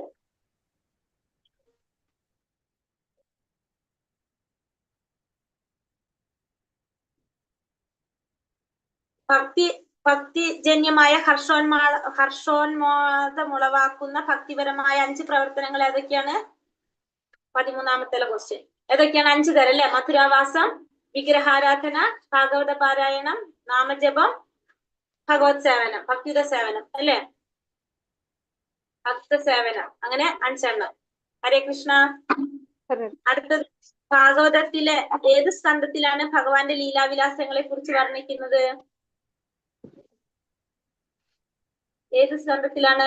10-ാമത്തെ സ്കന്ധത്തിലല്ലേ ഭഗവാന്റെ ലീലാവിലാസങ്ങളെ കുറിച്ച് പറയുന്നത്? 10-ാം സ്കന്ധത്തിൽ.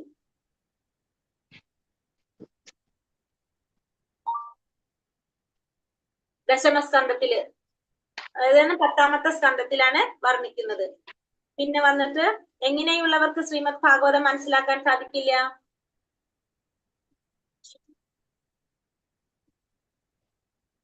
എങ്ങനെയുള്ളവർക്കാണ് ശ്രീമദ് ഭാഗവതം മനസ്സിലാക്കാൻ സാധിക്കാത്തത്?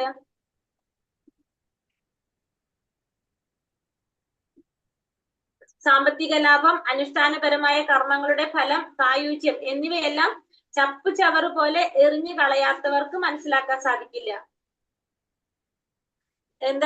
ഇതൊക്കെ എറിഞ്ഞു കളയുന്ന സാമ്പത്തിക ലാഭം, അനുഷ്ഠാനപരമായ കർമ്മങ്ങളുടെ ഫലം, സായുജ്യം, ഇതൊക്കെ ചപ്പു ചവർ പോലെ എറിഞ്ഞു കളഞ്ഞാൽ മാത്രമേ ഭാഗവതം മനസ്സിലാക്കാനായിട്ട് സാധിക്കുള്ളൂ. ശ്രീമദ് ഭാഗവതം 11-ാം സ്കന്ധം 20-ാം അധ്യായം 9-ാം ശ്ലോകത്തില് ഭഗവാൻ എന്താ പറയുന്നത്? ശ്രീമദ് ഭാഗവതം 11-ാം സ്കന്ധം 20-ാമത്തെ അധ്യായം 9-ാമത്തെ ശ്ലോകം.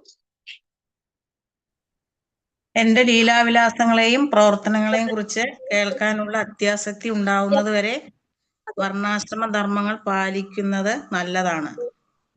നല്ലതാണെന്നാണ് ഭഗവാൻ അതിൽ പറയുന്നത്. മാതാജി, എങ്ങനെയുള്ളവർക്ക് ശ്രീമദ് ഭാഗവതം മനസ്സിലാക്കാനല്ല? സാമ്പത്തിക ലാഭം, അനുഷ്ഠാനപരമായ കർമ്മങ്ങളുടെ ഫലം, കർമ്മഫലം ആഗ്രഹിക്കുന്നവർക്ക്. പിന്നെ വൈദിക ജ്ഞാനം എന്നാൽ എന്താണ് അർത്ഥാക്കുന്നത്? അടുത്ത അധ്യായത്തില് വൈദിക ജ്ഞാനം എന്ന് പറഞ്ഞാൽ എന്താണ് അർത്ഥാക്കുന്നത്?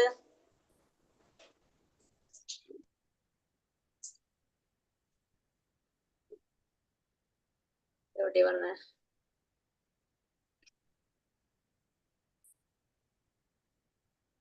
വൈദിക ജ്ഞാനം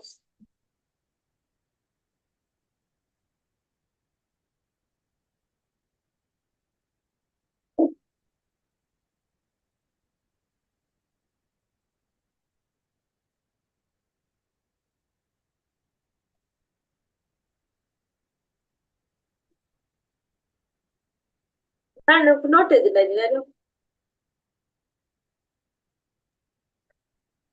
മാതാജി അവര് രണ്ടുപേരെ ഉള്ള ക്ലാസ്സിൽ കിട്ടാം.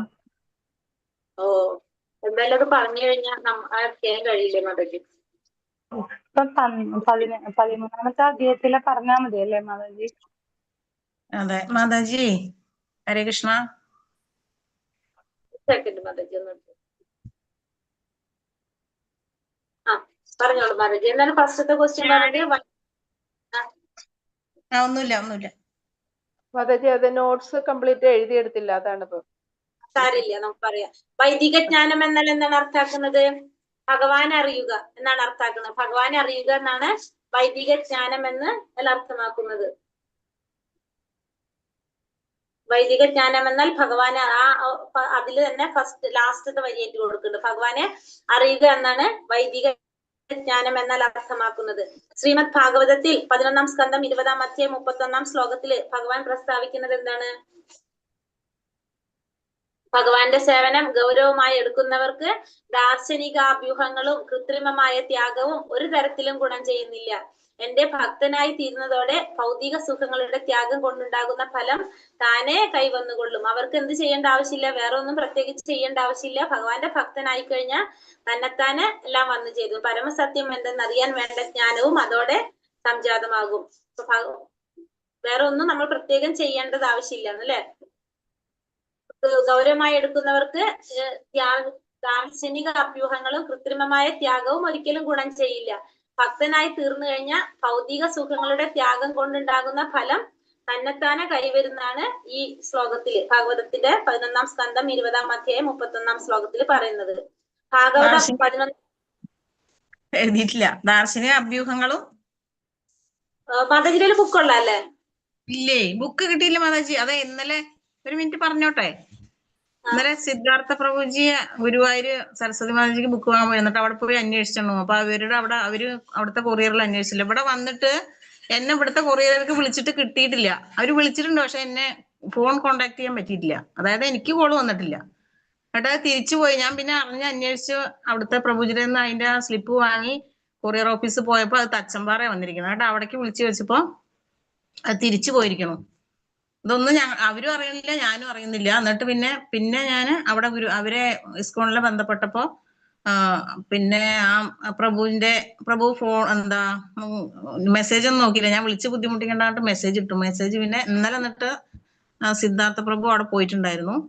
അപ്പൊ എന്നെ വിളിച്ചു, ഞാൻ ഇവിടെ ഉണ്ട്, നിങ്ങളുടെ ആ സ്ലിപ്പ് ഒന്ന് ഇട്ട് തരുമോ എന്ന് ചോദിച്ചിട്ട്. എന്നിട്ട് പോയി ചോദിച്ചപ്പോ അവിടെ എന്റെ എഴുതി വെച്ചിട്ടുണ്ട്, എനിക്ക് വിട്ടു അയച്ചു എന്നൊക്കെ ഉള്ളത്. എന്നിട്ട് കൊറിയർ ഓഫീസിൽ വന്നിട്ടുണ്ടെന്നൊക്കെ അവരെ അറിയിച്ചു. അങ്ങനെ ഒക്കെ ഉണ്ടായി. ബുക്ക് ഇനി കിട്ടിയിട്ടില്ല. അതെ, സമയമായിട്ടില്ല. അതാണ്. അപ്പൊ അതുകൊണ്ട് എനിക്ക് ടെക്സ്റ്റ് വാങ്ങി. സ്ലൈഡിൽ കറക്റ്റ് ആയിട്ട് പറഞ്ഞിട്ടുണ്ട്. അതില് യൂട്യൂബ് കണ്ടോളാം. എന്റെ സേവനം ഗൗരവമായി എടുക്കുന്നവർക്ക് ദാർശനികമായ അഭ്യൂഹങ്ങളും കൃത്രിമമായ ത്യാഗവും ഒരു തരത്തിലും ഗുണം ചെയ്യില്ല. പക്ഷെ എന്താണ് പറഞ്ഞത്, എന്റെ ഭക്തനായി തീരുന്നതോടെ ഭൗതികമായ സുഖങ്ങളുടെ ത്യാഗം കൊണ്ടുണ്ടാകുന്ന ഫലം തന്നെത്താനെ കൈവന്നുകൊള്ളും. പരമസത്യം എന്തെന്നറിയാൻ വേണ്ട ജ്ഞാനവും അതോടെ സംജാതമാകും എന്നാണ് ഈ ഭാഗവതത്തിലെ 11-ാമത്തെ അധ്യായത്തില്, സ്കന്ധത്തിൽ 20-ാമത്തെ അധ്യായത്തില് 32-33 പറയുന്നത്. അല്ല 32 31-ാമത്തേല് പറയുന്നത്. അടുത്തതാണ് 11-ാം സ്കന്ധം 20-ാം അധ്യായത്തില് 32-33 ഭഗവാന്റെ ഉപദേശം. അതെന്താണെന്നാണ് അടുത്തത്. അതെന്താ പറയുന്നത്?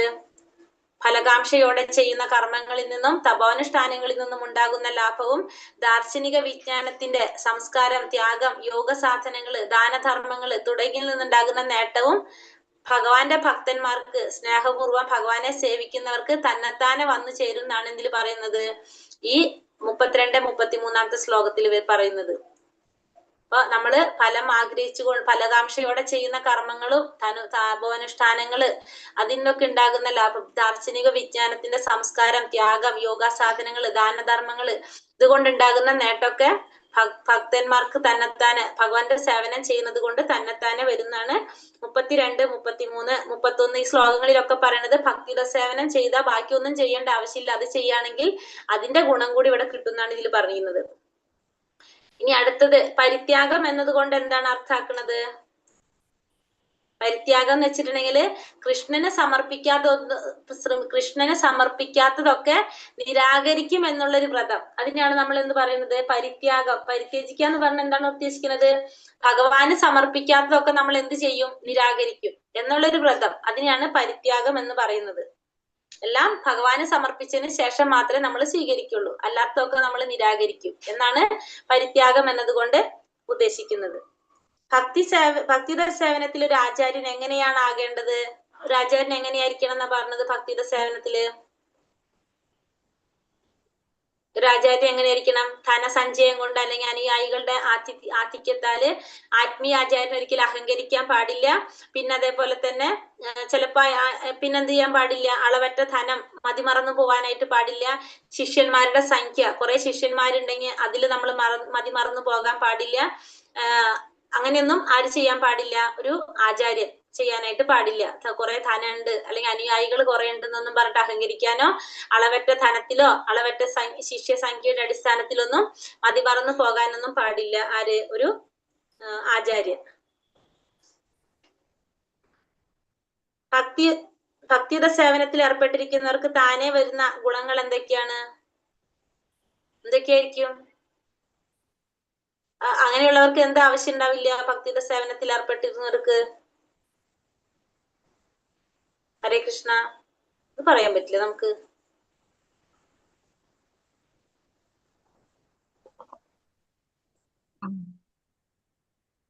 അതായത് ശാരീരിക ശുദ്ധീകരണ പ്രവർത്തനം, തപോനുഷ്ഠാനങ്ങള്, മനസമാധാനം, പ്രജ്ഞയുടെ പവിത്രീകരണം. അതായത് നമുക്ക് ആത്മീയമായ ശുദ്ധി കിട്ടാണ് ശാരീരികമായ ശുദ്ധീകരണ പ്രവർത്തനങ്ങള്, തപോനുഷ്ഠാനങ്ങള്, മനസ്സമാധാനം. ഇതൊക്കെ ഭക്തി സേവനത്തിൽ ഏർപ്പെട്ടിരിക്കുന്നവർക്ക് തന്നെത്താനെ വെളിപ്പെടുമെന്ന് രൂപഗോസ്വാമി പറയാണ്. തന്നെത്താനെ വെളിപ്പെട്ടു വരുന്ന പറയാണ്. നവവിധ ഭക്തി സേവനത്തിലൂടെ ലക്ഷ്യത്തിലെത്തിയവർ ഉദാഹരണം അതറിയുണ്ടാവുമല്ലോ എല്ലാവർക്കും. നവവിധ ഭക്തിയിൽ ഉദാഹരണം കറക്റ്റ് ആയിട്ട് ഓരോരുത്തരുടെ. നവവിധ ഭക്തിയിൽ ശ്രവണം പരീക്ഷിത്ത് മഹാരാജാവ്, കീർത്തനം ശുകദേവ ഗോസ്വാമി, ശ്രവണം കീർത്തനം വിഷ്ണു സ്മരണം പ്രഹ്ലാദകുമാരൻ.